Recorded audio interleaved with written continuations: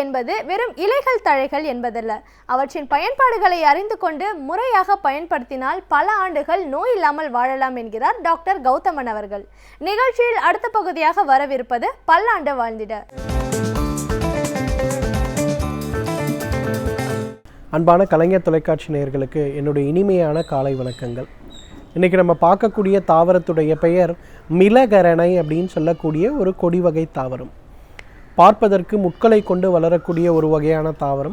இந்த தாவரத்துடைய இலைகளை கசந்து நுகர்ந்து பார்த்தோமேயானால் மிளகு போலவே வாசனை கொடுக்கக்கூடிய காரமான சுவை இருக்கக்கூடிய ஒரு தாவரம் இந்த மிளகரணை. இந்த மிளகரணையுடைய மிக முக்கியமான மருத்துவ குணம் என்னென்னா, சைனஸ் சம்பந்தப்பட்ட கோளாறுகளுக்கும் நுரையீரல் சம்பந்தப்பட்ட பாதிப்புகளுக்கும் சிஓபிடி அப்படின்னு சொல்லுகின்ற நுரையீரல் செயலிழப்பு நோய்க்கும் இயற்கை கொடுத்திருக்கின்ற மிகச்சிறந்த மருந்து அப்படின்னு இந்த மிளகரணையை நம்ம சொல்ல முடியும். பொதுவாக இன்றைக்கு நிறைய பேர் பார்த்திங்கன்னா காலை எழுந்த உடனேயே தும்மல், மூக்கிலிருந்து நிறைய தண்ணி கொட்டி கொண்டே இருப்பது, இது ரெண்டும் நடக்கலைன்னா அவர்களுக்கு அன்றைக்கி தாங்க முடியாத தலைவலி. ஏசிலேயோ அல்லது பர்ஃப்யூம் போட்டுட்டு யாராவது ஒருத்தர் வந்தாலோ உடனே பார்த்திங்கன்னா மூக்கு அடைக்க ஆரம்பித்து தும்மல் வர ஆரம்பிக்கும். இந்த பிரச்சனைகளுக்கு சைனசைட்டிஸ் அல்லது அலர்ஜிக் சைனசைட்டிஸ்ன்னு பேர். இந்த பிரச்சனை ஏற்படுபவர்கள் பெரும்பாலும் என்ன பண்ணுறாங்கன்னா, ஆன்டி ஹிஸ்டமின் வகையான மாத்திரைகளை தினசரி உட்கொண்டு வேலைக்கு போக ஆரம்பிக்கிறார்கள். அந்த மாதிரி போகும்போது தற்காலிகமாக அந்த பிரச்சனை குறைகின்ற மாதிரி தெரிந்தால் கூட மாதத்திற்கு ஒரு முறை காய்ச்சல், மாதத்திற்கு ஒரு முறை உடலிலிருந்து வெளிவருகின்ற சளி ஒரு கருமை நிறமாக அல்லது பச்சை நிறமாக வெளிவரக்கூடிய அளவுக்கு இன்ஃபெக்ஷன் ஏற்படுவது அப்படிங்கிறது ரொம்ப காமனாக இருக்கும்.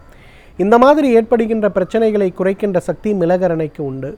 மிளகரணையுடைய முழு தாவரத்தையும் எடுத்து உலர வைத்து அரைத்து எடுக்கக்கூடிய அந்த ஒரு சூரணத்தை ஒரு தேக்கரண்டி பால் அல்லது வெந்நீரில் கலந்து காலை ஒரு முறை, மதியம் ஒரு முறை, இரவு ஒரு முறைன்னு சாப்பிட்டு வந்தாலே ஒரு 3 மாத காலத்தில் இந்த நுரையீரல் சம்பந்தப்பட்ட அலர்ஜிக் சைனசைட்டிஸ் சம்பந்தப்பட்ட பிரச்சனைகள் மறைந்து போகிறத நம்ம பார்க்கலாம். பொதுவாக அர்டிகேரியா அப்படின்னு சொல்லக்கூடிய ஒரு பிரச்சனை, அதிகமாக தும்மல் சளி இருப்பவர்களுக்கு தும்மல் சளி குறைகின்ற நேரில் தோலில் முள் குத்துவது போல் அங்கங்கே அரிப்பு ஏற்படுவதை நம்ம பார்க்க முடியும். இந்த மாதிரி ஏற்படுகின்ற பிரச்சனைகளுக்கு அர்டிகேரியான்னு பேர். மாலை நேரங்களில் லேசாக அரிப்பு ஏற்படும். அரிப்பு ஏற்படுகின்ற இடங்கள் சொரிந்து விடப்பட்டதுன்னா அந்த இடங்கள்லாம் பூச்சிக்கடி போல் கண்டு வீங்கிடும். அடுத்த ஒரு அரை மணி நேரத்தில் பார்த்திங்கன்னா அந்த தழும்பு கூட அந்த இடத்தில் இல்லாத அளவுக்கு மறைந்து போகும். அர்டிகேரியான்னு சொல்லக்கூடிய இந்த ஒரு பிரச்சனைகளுக்கும் நல்ல தீர்வளிக்கக்கூடிய மருந்து இந்த மிளகரணை. மிளகரணையிலிருந்து எடுக்கக்கூடிய சூரணத்தை 3 வேளை உணவுக்கு ஒரு அரை மணி நேரம் பின்பு சாப்பிடணும். அதை சாப்பிடும்போதே தேவையற்று ஏற்படக்கூடிய அந்த அர்டிகேரியா சம்பந்தப்பட்ட பிரச்சனைகள் மறைந்து போகிறத நம்ம பார்க்கலாம். நிறைய பேருக்கு பார்த்திங்கன்னா இன்றைக்கு லங் ஃபங்க்ஷன் டெஸ்ட்டுன்னு சொல்லக்கூடிய உடல் எடுத்துக்கொள்ள வேண்டிய ஆக்சிஜன் அளவு எவ்வாறு இருக்கிறது அப்படிங்கிற ஒரு பரிசோதனை நம்ம செய்து பார்த்தோன்னா பெரும்பாலான நேரங்களில் பார்த்திங்கன்னா நமக்கே தெரியாது, அந்த ஃபங்க்ஷன் எல்லாம் நெகட்டிவாக வருது. ஒரு ஐடி துறையில் வேலை பார்க்கக்கூடிய ஒரு 100 பேருக்கு ஒரு ஆய்வகம் என்ன பண்ணாங்கன்னா லங் அவேர்னஸ் டெஸ்ட்டுன்னு சொல்லக்கூடிய ஒரு டெஸ்ட் ப்ரோக்ராமை க்ரியேட் பண்ணி போய் அவங்களுக்கு செக் பண்ணாங்க. செக் பண்ணி பார்க்கும்போது அவங்க ஹேல் அண்ட் ஹெல்த்தியாக தான் இருக்காங்க, ஆனால் ஆக்சிஜன் அவங்க லங் எடுக்கக்கூடிய அளவுங்கிறது கணிசமான முறையில் அவர்கள் வயதுக்கு ஏற்ற மாதிரி இல்லை அப்படிங்கிறது தெரிய வந்தது. இதற்கு காரணம் என்னென்னா, உடற்பயிற்சி கிடையாது, உடலை வருத்தி செய்யக்கூடிய வேலைகள் எதுவும் கிடையாது. ஈவன் மூச்சு விடுவது கூட இன்றைக்கு ஏர் கண்டிஷன்டு ஏராக இருக்கிறதுனால அதில் இருக்கக்கூடிய ஆக்சிஜன் அளவும் குறையுது. இதனால் என்ன ஆகுதுன்னா 45-48 வயது ஆகும்போது நமக்கு நுரையீரல் நோயின்னு சொல்லக்கூடிய சிஓபிடின்னு சொல்லக்கூடிய நோய் ஏற்பட ஆரம்பிக்கிறது. இந்த சிஓபிடி ஏற்படும் போது பார்த்திங்கன்னா பெரும்பாலான நேரங்களில் நமக்கு மூச்சு சம்பந்தப்பட்ட பிரச்சனைகள் ஏற்படும், வீசிங் சம்பந்தப்பட்ட பிரச்சனைகள் ஏற்படும். வீசிங்க்கு கொடுக்கக்கூடிய மருந்துகளோ அல்லது மூச்சுக்கு கொடுக்கக்கூடிய மருந்துகளோ மிகப்பெரிய அளவில் நமக்கு உதவி செய்வது கிடையாது. சிஓபிடி ஏற்படும் போது அடிக்கடி நிமோனியா சம்பந்தப்பட்ட பாதிப்புகள் ஏற்பட்டு அதனாலேயே மரணம் ஏற்படக்கூடிய வாய்ப்புகள் நிறைய பேருக்கு இருக்குது. சிஓபிடிங்கிறது ஒரு நாளைக்கு 67, 80, 90 வயது உள்ளவர்களுக்கு இருக்கக்கூடிய பிரச்சனையாக இருந்தது. ஆனால் இன்றைக்கு சிஓபிடி ஏற்படக்கூடிய வயதே பார்த்திங்கன்னா 35லிருந்து 50ஆக குறைந்து விட்டது. அந்த அளவுக்கு நுரையீரல் சம்பந்தப்பட்ட பிரச்சனைகளும் நுரையீரல் சம்பந்தப்பட்ட பலவீனங்களும் நமக்கு நிறைய இருக்குது. இந்த பிரச்சனைகள் ஏற்படாமல் இருப்பதற்கு, இந்த பலவீனங்கள் ஏற்படாமல் இருக்கிறதுக்கு மிளகரணை ஒரு மிகச்சிறந்த மருந்து. மிளகரணையிலேருந்து நம்ம அழகாக ஒரு மூலிகை தேநீர் தயாரித்து சாப்பிட்டோன்னா அது உடலுக்கு நல்ல பலனை கொடுக்கும். இன்றைக்கு எல்லாருமே அந்த க்ரீன் டீ அப்படிங்கிற ஒரு கான்செப்டில் அதோட பயன் என்னன்னே தெரியாமல் அதை நிறைய பணம் செலவு செய்து வாங்கி சாப்பிட்டுட்ருக்காங்க. ஆனால் அந்த க்ரீன் டீயை விட 1000 மடங்கு நல்ல பலன் கொளிக்கக்கூடியது இந்த மிளகரணை. ஒரு டம்ளர் தண்ணிக்கு 1 ஸ்பூன் மிளகரணையோட சூரணத்தை இட்டு ஒரு 5 நிமிடம் அதை நன்றாக கொதிக்க வைத்து வடிகட்டி எடுக்கக்கூடிய அந்த ஒரு தேநீரை ஒரு தேக்கரண்டி தேன் அல்லது பனங்கற்கண்டு கலந்து காலை ஒரு முறை இரவு ஒரு முறை அப்படின்னு சாப்பிடுகின்ற ஒரு வழக்கத்தை வைத்து கொண்டாலே நுரையீரல் சம்பந்தப்பட்ட எந்த பாதிப்பும் இல்லாமல் இருப்பதை நம்மால் பார்க்க முடியும். பேச்சாளர்கள், வாத்தியார்கள், டீச்சர்ஸு, ப்ரொஃபஸர்ஸ் இவங்கெல்லாம் அதிகமாக ஒரு நாளைக்கு பேசணும். ஒரு நாளைக்கு 2 மணி நேரம் 3 மணி நேரம் பேசணும். இவங்களுக்கு நுரையீரல் சம்பந்தப்பட்ட பாதிப்பு வருவதற்கு நிறைய வாய்ப்பு இருக்குது. அந்த மாதிரி இருப்பவர்கள் மிகச் சுலபமாக இது சம்பந்தப்பட்ட மருந்துகளை ஒரு மருந்தாக அல்ல ஒரு உணவாக எடுத்துக்கொண்டாலே நுரையீரல் இம்ப்ரூவ் ஆகிறத பார்க்கலாம். போலீஸ் மேன் நிறைய பேர், டிராஃபிக்கில் இருக்கக்கூடிய போலீஸ், அதே போல் அதிகமாக தூசு இருக்கக்கூடிய இடங்களில் வேலை செய்பவர்கள், பஞ்சு மில்லில் வேலை செய்பவர்கள், கைத்தறி நெசவாளர்கள், இவங்களுக்கெல்லாம் பார்த்திங்கன்னா அதிலிருந்து வரக்கூடிய தூசியே நுரையீரலுக்குள் சென்று நுரையீரல் பாதிப்பை ஏற்படுத்தும். அந்த மாதிரி நுரையீரலுக்குள் செல்லக்கூடிய அந்த தேவையற்ற நச்சுப் பொருட்களால் நுரையீரல் பாதிப்பு ஏற்படாமல் இருப்பதற்கு இந்த மிளகரணை ஒரு மிகச்சிறந்த மருந்து. அதே போல் மிளகரணையை உபயோகப்படுத்தும் போது பசி நன்றாக இருப்பதை பார்க்கலாம். வயிற்றில் வாய்வு சம்பந்தப்பட்ட தொந்தரவுகள் இல்லாமல் இருப்பதை பார்க்கலாம். வயிற்றிலிருந்து வெளியேற வேண்டிய கழிவுகள் முறையாக வெளியேறுவதை பார்க்கலாம். அனைத்துக்கும் மேலாக பித்தப்பை கற்களுக்கு இந்த மிளகரணை ஒரு மிகச்சிறந்த மருந்து. பித்தப்பை கற்கள் ஏற்படும் போது அதற்கு நேரடியாக அறுவை சிகிச்சை செய்து பித்தப்பையை எடுத்து விடுவதை விட மிளகரணையிலிருந்து எடுக்கக்கூடிய அந்த ஒரு தேநீரை ஒரு உணவாக தொடர்ந்து சாப்பிட்டு கொண்டிருந்தாலே பித்தப்பை கற்களில் நல்ல மாற்றம் ஏற்படுவதை நம்ம பார்க்க முடியும். இன்றைக்கு நிறைய பேர் பார்த்திங்கன்னா வயிறு சம்பந்தப்பட்ட தொந்தரவுகள்னு சொல்லும்போது உடனே அறுவை சிகிச்சை செய்து பித்தப்பை கற்களை எடுத்துடுறாங்க. அதன் பிறகு செரிமானம் சம்பந்தப்பட்ட கோளாறுகள், வயிற்றுப்போக்கு சம்பந்தப்பட்ட கோளாறுகள் நிறைய ஏற்படுகிறது. இதெல்லாம் இல்லாமல் சுலபமான முறையில் பித்தப்பை கற்களை கரைப்பதற்கு கூட மிளகரணை ஒரு மிகச்சிறந்த மருந்து. எனவே நேயர்களே, மிளகரணை நம்ம உடலை காக்கக்கூடிய ஒரு மிகச்சிறந்த உணவுன்னு சொல்லலாம், மருந்துன்னு சொல்கிறதை விட. தகுந்த மருத்துவ ஆலோசனையின் பேரில் சரியான முறையில் இதை பின்பற்றினோமேயானால் நம்மாலும் பல்லாண்டு காலம் ஆரோக்கியமாக வாழ்ந்திட முடியும். எழுத்தாளர் மனுஷபுத்திரன் அவர்கள் நாள்தோறும் சமூக கருத்துக்களை முன்வைத்து அதற்கான தீர்வுகள் என்ன என்பதை பற்றி நம்மிடையே பேசிக்கொண்டு வருகிறார். அந்த வகையில் இன்றைக்கு என்ன கருத்துக்களை நமக்காக கொண்டு வந்திருக்கிறார் என்பதை கவனிக்கலாம். நிகழ்ச்சியில் அடுத்த பகுதியாக வரவிருப்பது தீதும் நன்றும்.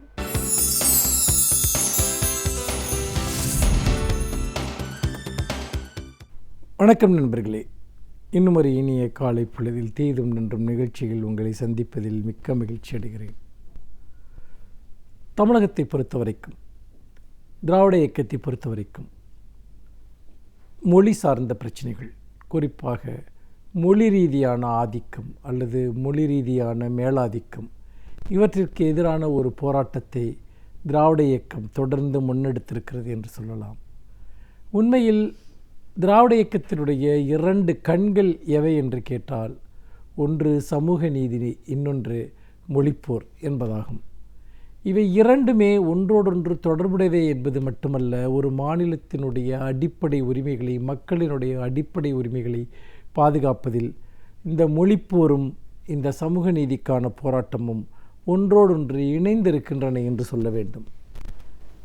சில தினங்களுக்கு முன்பு தலைவர் கலைஞர் அவர்கள் தொடர்ந்து வெளியிட்ட சில அறிக்கைகள், முக்கியமாக சமஸ்கிருத திணிப்பிற்கு எதிராக தலைவர் கலைஞர் அவர்கள் மிக ஆழமான ஒரு அழுத்தமான குரலை பொது மேடைகளில் தொடர்ந்து முன்வைத்து வருகிறார், பொது அரங்குகளில் முன்வைத்து வருகிறார். சமஸ்கிருதம் என்பது உண்மையில் நம்முடைய மொழி சார்ந்த உரிமைகளை பறிக்கக்கூடியது, நம்மீது பண்பாட்டு ரீதியாக மேலாதிக்கம் செலுத்தக்கூடியது என்கிற அடிப்படையில் கலைஞர் அவர்கள் இந்த குரலை எழுப்பி வருகிறார். கலைஞர் இந்த குரலை இப்போது வலியுறுத்துவதனுடைய காரணம் என்ன? இப்பொழுது மத்திய அரசினுடைய கட்டுப்பாட்டில் இருக்கக்கூடிய பள்ளிகளில் அது சமஸ்கிருதத்தை ஒரு கட்டாய பாடமாக, ஒரு மொழிப்பாடமாக கொண்டு வர வேண்டும் என்கிற முயற்சிகள் மேற்கொள்ளப்பட்டிருக்கின்றன. மத்திய அரசு பள்ளிகளில் கொண்டு செய்யப்படுகிற இந்த முயற்சி படிப்படியாக மாநிலங்களுக்கும் விரிவுபடுத்தப்படும் என்பதிலும் எந்த சந்தேகமும் இல்லை. அப்படிப்பட்ட ஒரு சூழ்நிலையில் இந்த சமஸ்கிருத ஆதிக்கம் என்பது மீண்டும் மொழி ரீதியான ஒரு திணிப்பை, ஒரு ஏகாதிபத்தியத்தை தமிழர்கள் மேல் திணிப்பதற்கு அல்லது இந்தி பேசாத, சமஸ்கிருதம் பேசாத மக்களிடம் திணிப்பதற்கான ஒரு முயற்சி என்பதில் எந்த சந்தேகமும் இல்லை. மத்தியில் ஆளக்கூடிய பாஜக அரசு பதவியேற்ற பிறகு இதற்கான முயற்சிகளை பெருமளவிற்கு முன்னெடுத்து வந்திருக்கிறது. அது தொடர்பான ஏராளமான சர்ச்சைகள் இங்கு உருவாக்கப்பட்டிருக்கின்றன. ஆனால் இந்த சர்ச்சைகள் ஒருபுறம் எப்படி நடந்தாலும் கூட சமஸ்கிருதத்தை எல்லா மட்டங்களிலும் படிப்படியாக ஒரு தொடர்பு மொழியாக, ஒரு ஆட்சி மொழியாக கொண்டு வருவதற்கான பெரும் முயற்சிகள் இங்கு மேற்கொள்ளப்பட்டிருக்கின்றன என்பதை நாம் மறுக்க முடியாது. அப்படிப்பட்ட ஒரு சூழ்நிலையில் தான் இன்று கலைஞர் அவர்களுடைய இந்த குரல் என்பது ஓங்கி ஒலித்து கொண்டிருக்கிறது. சமஸ்கிருதம் என்பது இன்றைக்கு வழக்குழிந்து போன ஒரு மொழி. அதை பேசுகிறவர்கள் கிடையாது, எழுதுகிறவர்கள் கிடையாது. ஒரு காலத்தில் அதில் சிறப்பான காப்பியங்கள் இயற்றப்பட்டிருக்கின்றன. அந்த காப்பியங்கள் எல்லாம் ஆங்கிலத்திலும் பிற இந்திய மொழிகளிலும் மொழிபெயர்க்கப்பட்டு இன்று எல்லா வட்டார மொழிகளிலும் சமஸ்கிருதத்தில் இருக்கக்கூடிய இலக்கண இலக்கியங்கள் கிடைக்கின்றன.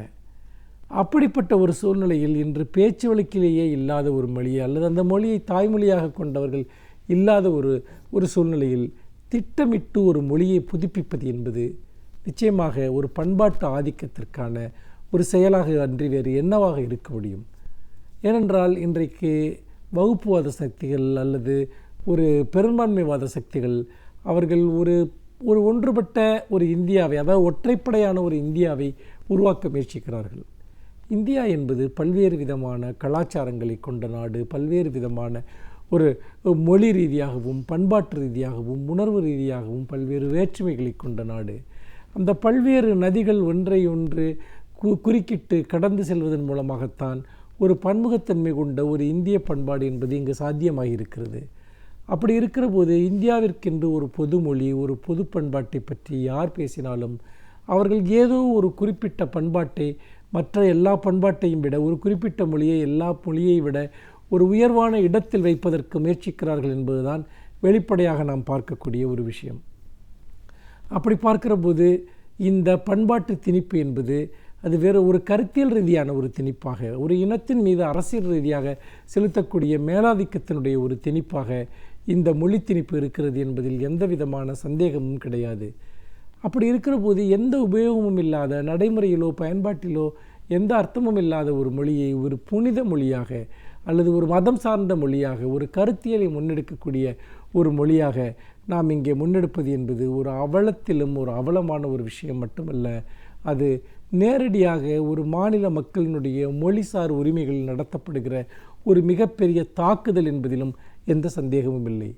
அதனால் தான் எப்பொழுதெல்லாம் இப்படி செயற்கையான மொழி திணிப்பு, பண்பாட்டு திணிப்பு இங்கு நடக்கிறதோ அப்பொழுதெல்லாம் தலைவர் கலைஞர் அவர்கள் மிகப்பெரிய அளவிற்கு எழுச்சியுடன் அதை எதிர்த்து போராடி இருக்கிறார், குரல் கொடுத்திருக்கிறார். இன்றைக்கும் அந்த போராட்டத்தை அவர் சமூக களங்களில் தொடர்ந்து நடத்தி கொண்டிருக்கிறார் என்பதனுடைய ஒரு சாட்சியம்தான் இந்த சமஸ்கிருத திணிப்பிற்கு எதிரான அவருடைய தொடர் முழக்கங்கள் என்று சொல்லலாம். ஏனென்றால் இந்த இந்தி திணிப்பாக இருக்கட்டும், சமஸ்கிருத திணிப்பாகட்டும், திராவிட முன்னேற்றக் கழகம் மிக நீண்ட காலமாக அதை அந்த போராட்டத்தின் வழியாக உருவாகி வளர்ந்த ஒரு இயக்கம் என்பதில் நமக்கு எந்த சந்தேகமும் இருக்க முடியாது. அப்படிப்பட்ட ஒரு இயக்கத்தினுடைய தொடர்ச்சியாகத்தான் இன்றைக்கும் திமுக இந்த கோரிக்கைகளை, இந்த குரலை முன்னெடுக்கிறது என்று சொல்லலாம். இந்த மொழி போராட்டத்தைப் போலவே இன்னொரு போராட்டம் சமூக நீதிக்கான போராட்டம் என்பது. இன்றைக்கு திராவிட முன்னேற்றக் கழகம் இந்த சமூக நீதிக்கான போராட்டத்தை தொடர்ச்சியாக முன்னெடுத்து கொண்டிருக்கிறது. அதாவது மருத்துவக் கல்லூரிகளில் சேர்வதற்கான ஒரு பொது நுழைவுத் தேர்வு நடத்த வேண்டும் என்கிற நீதிமன்றத்தினுடைய உத்தரவை எதிர்த்து தலைவர் கலைஞர் அவர்கள் பல முறை அறிக்கை வெளியிட்டிருக்கிறார், அதை கண்டனம் தெரிவித்திருக்கிறார். சில தினங்களுக்கு முன்பு திராவிட முன்னேற்றக் கழகத்தின் பொருளாளர் மு.க. ஸ்டாலின் அவர்கள் இதை பற்றி ஒரு ஆழமான ஒரு அறிக்கையை வெளியிட்டிருக்கிறார். அந்த அறிக்கையிலே அவர் சொல்கிறார், சமூக நீதிக்கான இந்த விஷயங்களை மறுப்பது என்பது அதனுடைய நோக்கமாக, அதனுடைய அடிப்படையில் தான் இந்த நுழைவுத் தேர்வு கொண்டு வரப்படுகிறது என்பதை சுட்டி காட்டுகிற அவர், நிச்சயமாக அது கல்வியில் இருக்கக்கூடிய ஒரு சமமான அல்லது வேலைவாய்ப்புகள் இருக்கக்கூடிய சமமான வாய்ப்புகளை பறிக்கக்கூடியது என்கிற ஒரு உணர்விலிருந்து தன்னுடைய கண்டனங்களை தெரிவிக்கிறார். இதில் முக்கியமாக நீங்கள் பார்க்க வேண்டும் என்று சொன்னால், இன்றைக்கு நாம் ஒரு பொது கல்வியை உருவாக்கி இருக்கிறோம். கிராமப்புறத்தில் இருக்கக்கூடிய மாணவர்களும் நகர்ப்புறங்களில் இருக்கக்கூடிய மாணவர்களும் ஒரு பொதுவான கல்வியை கற்கிறார்கள். அதில் மதிப்பெண்கள் பெற்றுத்தான் அவர்கள் தேர்வு பெற்று மருத்துவக் கல்லூரிக்கு செல்கிறார்கள். உதாரணமாக, நீங்கள் மருத்துவக் கல்லூரிக்கு ஒருவர் சேர்க்கைக்கு விண்ணப்பிக்கிறார் என்று சொன்னால் ஒரு 96-97% மதிப்பெண்கள் இல்லாமல் அவர் விண்ணப்பிக்க முடியாது. அந்தளவிற்கு போட்டி இருக்கிறது. ஆனால் அந்தளவிற்கு ஒருவர் இந்த தேர்வு முறையில் மதிப்பெண் பெற்று வந்த பிறகும் கூட வேறொரு தேர்வை, பொது நுழைவுத் தேர்வை நடத்தித்தான் நாங்கள் தேர்வு செய்வோம் என்று அவர்கள் சொல்வது என்பது ஒரு அநீதியான ஒரு விஷயம். ஏனென்று கேட்டால், அந்த பொது நுழைவுத் தேர்வில் கேட்கப்படக்கூடிய கேள்விகள் என்பது அது அவர்கள் ஏற்கனவே பயின்ற பாடங்களிலிருந்து கேட்கப்படாது. மாறாக மத்திய அரசினுடைய கல்வி திட்டத்தில் இருக்கக்கூடிய பாடத்திட்டங்களின் அடிப்படையில் சிபிஎஸ்இ போன்ற அந்த பள்ளி தேர்வுகளிலிருந்து அந்த கேள்விகள் கேட்கப்படும். ஆனால் கிராமப்புறங்களில், அரசு பள்ளிகளில், பொதுக்கல்வியில் படித்துவிட்டு செல்லக்கூடிய மாணவர்கள் எப்படி அந்த கேள்விகளுக்கு பதிலளிப்பார்கள்? ஆக இது பிற்படுத்தப்பட்ட சமூகத்தைச் சேர்ந்த மாணவர்களை அல்லது ஒடுக்கப்பட்ட சமூகத்தைச் சேர்ந்த கிராமப்புறங்களைச் சேர்ந்த ஏழை மாணவர்களை ஸ்க்ரீன் செய்து வடிகட்டிவிட்டு ஒரு உயர்மட்டத்தைச் சேர்ந்தவர்களை மட்டும் தொடர்ந்து மருத்துவத் தேர்விற்கு அனுப்புவதற்கான இடத்தில்தான் இது போய் விடும் என்பதில் எந்த சந்தேகமும் இல்லை. அந்த அளவில் மொழி போராட்டம், சமூக நீதிக்கான போராட்டம் இரண்டும் இன்றைக்கு முன்னிலைக்கு வந்திருக்கிற இந்த காலத்தில் நாம் இரண்டுக்காகவும் 2 கண்களாக குரல் கொடுக்க வேண்டும் என்பதைத்தான் இந்த 2 பிரச்சனைகளும் காட்டுகின்றன என்று சொல்லி மீண்டும் இன்னும் ஒரு புதிய சிந்தனையோடு உங்களை சந்திக்கிறேன். நன்றி, வணக்கம். ஒவ்வொரு நாளும் இப்பகுதியில் வரும் சிறப்பு விருந்தினர்கள் அவர்களின் அனுபவங்களை நம்மோடு பகிர்ந்து கொள்ளும் பொழுது அவை நமக்கு பயனுள்ளதாக அமைகிறது. அந்த வகையில் இன்றைக்கு நாம் சந்திக்கவிருக்கும் விருந்தினர் என்ன துறையிலிருந்து வந்து என்ன பயனுள்ள தகவல்களை நம்மிடையே பகிர்ந்து கொள்ள இருக்கிறார் என்பதை கவனிக்கலாம். நிகழ்ச்சியில் அடுத்த பகுதியாக வரவிருப்பது சிறப்பு விருந்தினர்.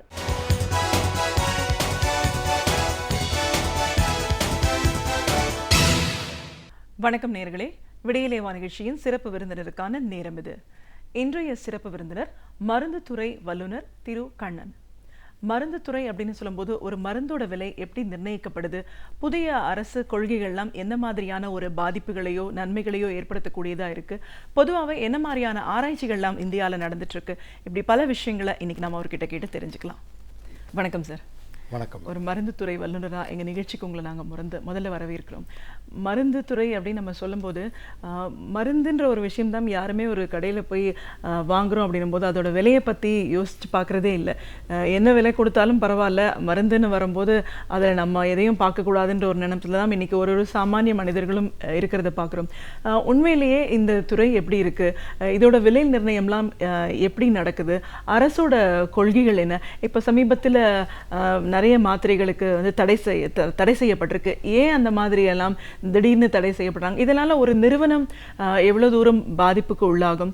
ஆராய்ச்சிகள் அப்படின்னு பார்க்கும்போது இந்தியாவில் மருந்து துறையில் என்ன மாதிரியான ஒரு ஆராய்ச்சிகள்லாம் இப்பயும் நடந்துட்டு இருக்கு? இப்படி நிறைய விஷயங்களை எங்க நேர்களோட நீங்க முழுமையா பகிர்ந்துக்கணும் சார். முதல்ல நம்ம பேசுறது என்னன்னா, இப்போ இந்த தடை செய்யப்பட்ட மருந்துகள் அப்படின்னு சொல்றோம், எதனால தடை செஞ்சிருக்காங்க? 344 மருந்துகளை வந்து அரசு தடை செய்திருக்காங்க. எதனால இந்த தடை ஏற்பட்டது? இதோட பலன் யாருக்கு? ஆக்சுவலாக அதை சொல்கிறதுக்கு முன்னாடி மருந்துத்துறை அப்படின்றத பார்த்தீங்கன்னா அதை வந்து ஒரு 4ஆக பிரிக்கலாம் மேடம். ஃபஸ்ட்டு வந்து சில்லறை வர்த்தகம், ரீட்டைல் அவுட்லெட், அப்புறம் மொத்த விற்பனையாளர்கள், அப்புறம் மருந்தை வந்து சந்தைப்படுத்துகிறவங்க, மார்க்கெட்டிங் கம்பெனிஸு, உற்பத்தியாளர்கள்.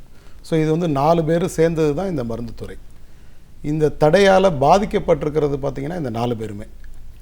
பலன் யாருக்கு அப்படின்னு கேட்டிங்கன்னா, இது வந்து வெளிநாட்டு மருந்து கம்பெனிகளுக்கு அதிக பலன் கொடுக்கக்கூடிய ஒரு செயல். இது என்ன காரணம் அப்படின்னு பார்த்தீங்கன்னா, இப்போது தடை செஞ்சுட்டாங்க. ஒரு 344 மருந்தை வந்து இனிமேல் நீங்கள் விற்கக்கூடாது, வாங்கக்கூடாது அப்படின்ற மாதிரி சொல்லியிருக்காங்க.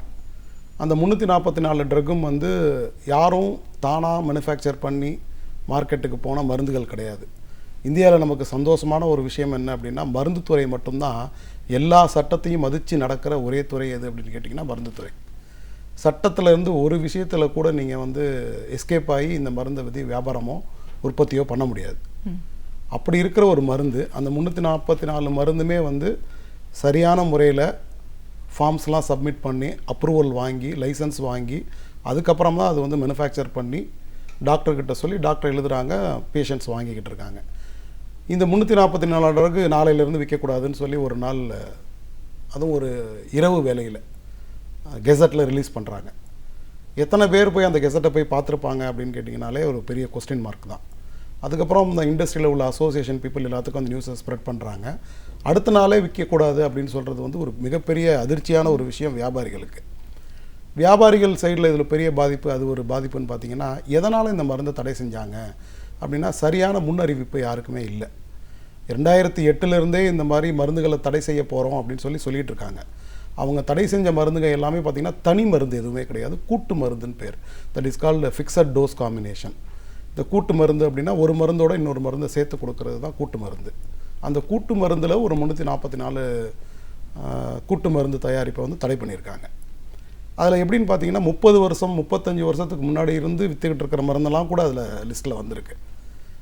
எங்களுக்கு என்ன ஒரு வருத்தம் அப்படின்னா, வியாபாரிகளாக 2008 கூட்டு மருந்தை தடை பண்ண போகிறதா சொல்லிகிட்டு இருக்கிறவங்க இந்தந்த மருந்தெல்லாம் நாங்கள் தடை பண்ண போகிறோம் அப்படின்னு முன்னாடியே எங்கள் எல்லாருக்கும் சொல்லியிருந்தாங்கன்னா நம்ம வந்து ஒரு ப்ரிப்பேர் ஆகி அதுக்கு ஆல்டர்னேட்டிவ் என்னவோ அதுக்கு ரெடி பண்ணியிருக்கலாம். அது ஒரு கொஸ்டின். இந்த மாதிரி நிறைய கான்ட்ரவர்சி இருக்கிறதுனால தான் அது இப்போ வந்து நீதிமன்றத்தை நோக்கி நாங்கள் போக வேண்டிய ஒரு கட்டாயத்தில் இருக்கோம். இப்போ அந்த 344 தடை செய்யப்பட்ட மருந்துக்கு உண்டான வழக்கு வந்து நீதிமன்றத்தில் இருக்குது. ஸோ அதனால் நீதிமன்றத்தில் வழக்கு இருக்கும்போது அதை பற்றி நம்ம அதிகமாக அந்த மருந்தை வந்து விமர்சனம் பண்ண முடியாது. அதே நேரத்தில் நம்ம என்ன சொல்லலாம் அப்படின்னா, எங்களுடைய கோரிக்கை என்ன அப்படின்னா, நாங்களாம் இந்தியாவில் இருக்கிறவங்க வந்து இந்தியாவில் இருக்கவங்களே ரெண்டாக பிரிக்கலாம். பெரிய மருந்து வணிகர்கள், அப்புறம் நடுத்தர சிறு மருந்து வணிகர்கள், எம்எஸ்எம்இன்னு சொல்லப்போ நாங்கள்லாம் எம்எஸ்எம்இயில் வரோம். இப்போ எங்களை மாதிரி மருந்து கம்பெனிகளை நம்பி ஒவ்வொரு மருந்து கம்பெனிலையும் ஒரு 50 குடும்பம் 100 குடும்பம் வேலை செஞ்சுட்டு இருக்காங்க. ஒரு இரவு வேலையில் ஒரு லிஸ்ட்டை ரிலீஸ் பண்ணிவிட்டு நாளையிலேருந்து இது நீங்கள் விற்கக்கூடாது அப்படின்னு சொல்லும்போது ஒவ்வொரு மருந்து கம்பெனிலையும் கையிருப்பு வந்து லட்சக்கணக்கில் இருக்குது. இந்த ஒரு புள்ளி விவரம் என்ன சொல்லுது அப்படின்னா, இந்த 344 தடை செய்யப்பட்ட மருந்து இந்தியா முழுவதும் 5000 கோடிக்கு வந்து தேங்கி போய் கிடக்கு, விற்க முடியாமல் இருக்குது அப்படின்னு சொல்லுது. எங்களோட கோரிக்கை என்ன அப்படின்னா, இதை முன்னாடி தெரியப்படுத்தியிருக்கலாம். தெரியப்படுத்தலைன்னா கூட இதுக்கு ஆல்டர்னேட்டிவ் என்ன அப்படின்றத அவங்களே சொல்லலாம். இப்போ நீங்கள் ஒரு காஃப் சிரப் வாங்குறீங்க, அந்த காஃப் சிரப் இருமல் மருந்து வந்து கடந்த 30 வருடமாக நீங்கள் சாப்பிட்டுட்ருக்கீங்க. அந்த 30 வருடமாக சாப்பிட்டுட்ருக்க ஒரு இருமல் மருந்தை வந்து சடனாக தடை செய்யும் பொழுது டாக்டருக்கே ஒரு பெரிய கன்ஃபியூஷன் வருது, இதுக்கு ஆல்டர்னேட்டிவ் என்ன எழுதுறது அப்படின்னு. ஸோ பாதிப்பு அப்படின்னு பார்த்தீங்கன்னா மருந்து வணிகர்களுக்கு, மக்களுக்கும் இதில் பெரிய பாதிப்பு இருக்குது. உங்களுக்கு ஆச்சரியமாக இருக்கலாம், எப்படி வந்து ஒரு மருந்து தடை செய்கிறது வந்து மக்களுக்கு எப்படி பலனாக தானே இருக்கணும், எப்படி பாதிப்பாக இருக்கும் அப்படின்னு கூட ஒரு பார்க்குற நேயர்களுக்கு அந்த மாதிரி ஒரு சந்தேகம் வரலாம். என்ன பாதிப்பு அப்படின்னு பார்த்தீங்கன்னா, குறிப்பாக நான் ஒரு மருந்து மட்டும் நான் சொல்கிறேன். இப்போ சர்க்கரை வியாதி நம்ம எடுத்துக்கிறோம். சர்க்கரை வியாதியை பொறுத்த வரைக்கும் இந்தியாவில் உள்ள சர்க்கரை வியாதி நோயாளிகளுக்கு தனிப்பட்ட மருந்து செய்கிற வேலையை விட கூட்டு மருந்து தான் அதிகமாக வேலை செஞ்சிட்ருக்கு. ஸோ நீங்கள் உங்கள் குடும்பத்திலேயே யாராவது சர்க்கரை வியாதி பார்த்தீங்கன்னா ஒரு மருந்து எடுத்து பார்த்தீங்கன்னா அதில் வந்து காம்போசிஷன் போட்டு ஒரு 3 ட்ரக் இருக்கும். ஸோ இவங்க வந்து ஒரு 3 ட்ரக் இருக்கிற ஒரு ஃபெமிலியரான ஒரு காம்பினேஷன் அதை வந்து தடை செஞ்சுருக்காங்க. ஸோ அதை தடை செய்யும் பொழுது என்ன அப்படின்னா, அதை வந்து பல வருடமாக அந்த சர்க்கரை வியாதிகள் சாப்பிட்டுட்ருக்காங்க. எல்லாருமே வந்து 40-45 வயதுக்கு மேற்பட்ட மக்கள். அவங்களுக்கு வந்து உடனடியாக மாற்று மருந்து என்ன அப்படின்றதுல ஒரு குழப்பம் இருக்குது. ஏன்னா அவங்க தடை செஞ்ச அந்த மருந்துக்கு மாற்று மருந்து என்ன அப்படின்னா, ஒரே ஒரு வழி என்னென்னா 3 ஒன்றா இருந்த மருந்தை 3 தனித்தனி மாத்திரையாக நீங்கள் சாப்பிடணும். 3 தனித்தனி மாத்திரையாக சாப்பிடும் பொழுது அதோடைய டோசேஜ் மாறுது. ஸோ இவங்க உடனடியாக மருத்துவர்கிட்ட போய் அணுகணும். ஒவ்வொரு சர்க்கரை வியாதி மருத்துவர்கிட்டையும் இன்றைக்கி அப்பாயின்மெண்ட் வாங்குறது எவ்வளோ கஷ்டம் அப்படின்னு உங்களுக்கு தெரியும். சாதாரணமாக ஒரு சர்க்கரை வியாதி அப்படின்னா நம்ம மக்களுக்கு வந்து பக்கத்தில் உள்ள போய் மருத்துவர் அணுகிறது வந்து அந்தளவுக்கு ஒரு பெரிய நாட்டம் இல்லை.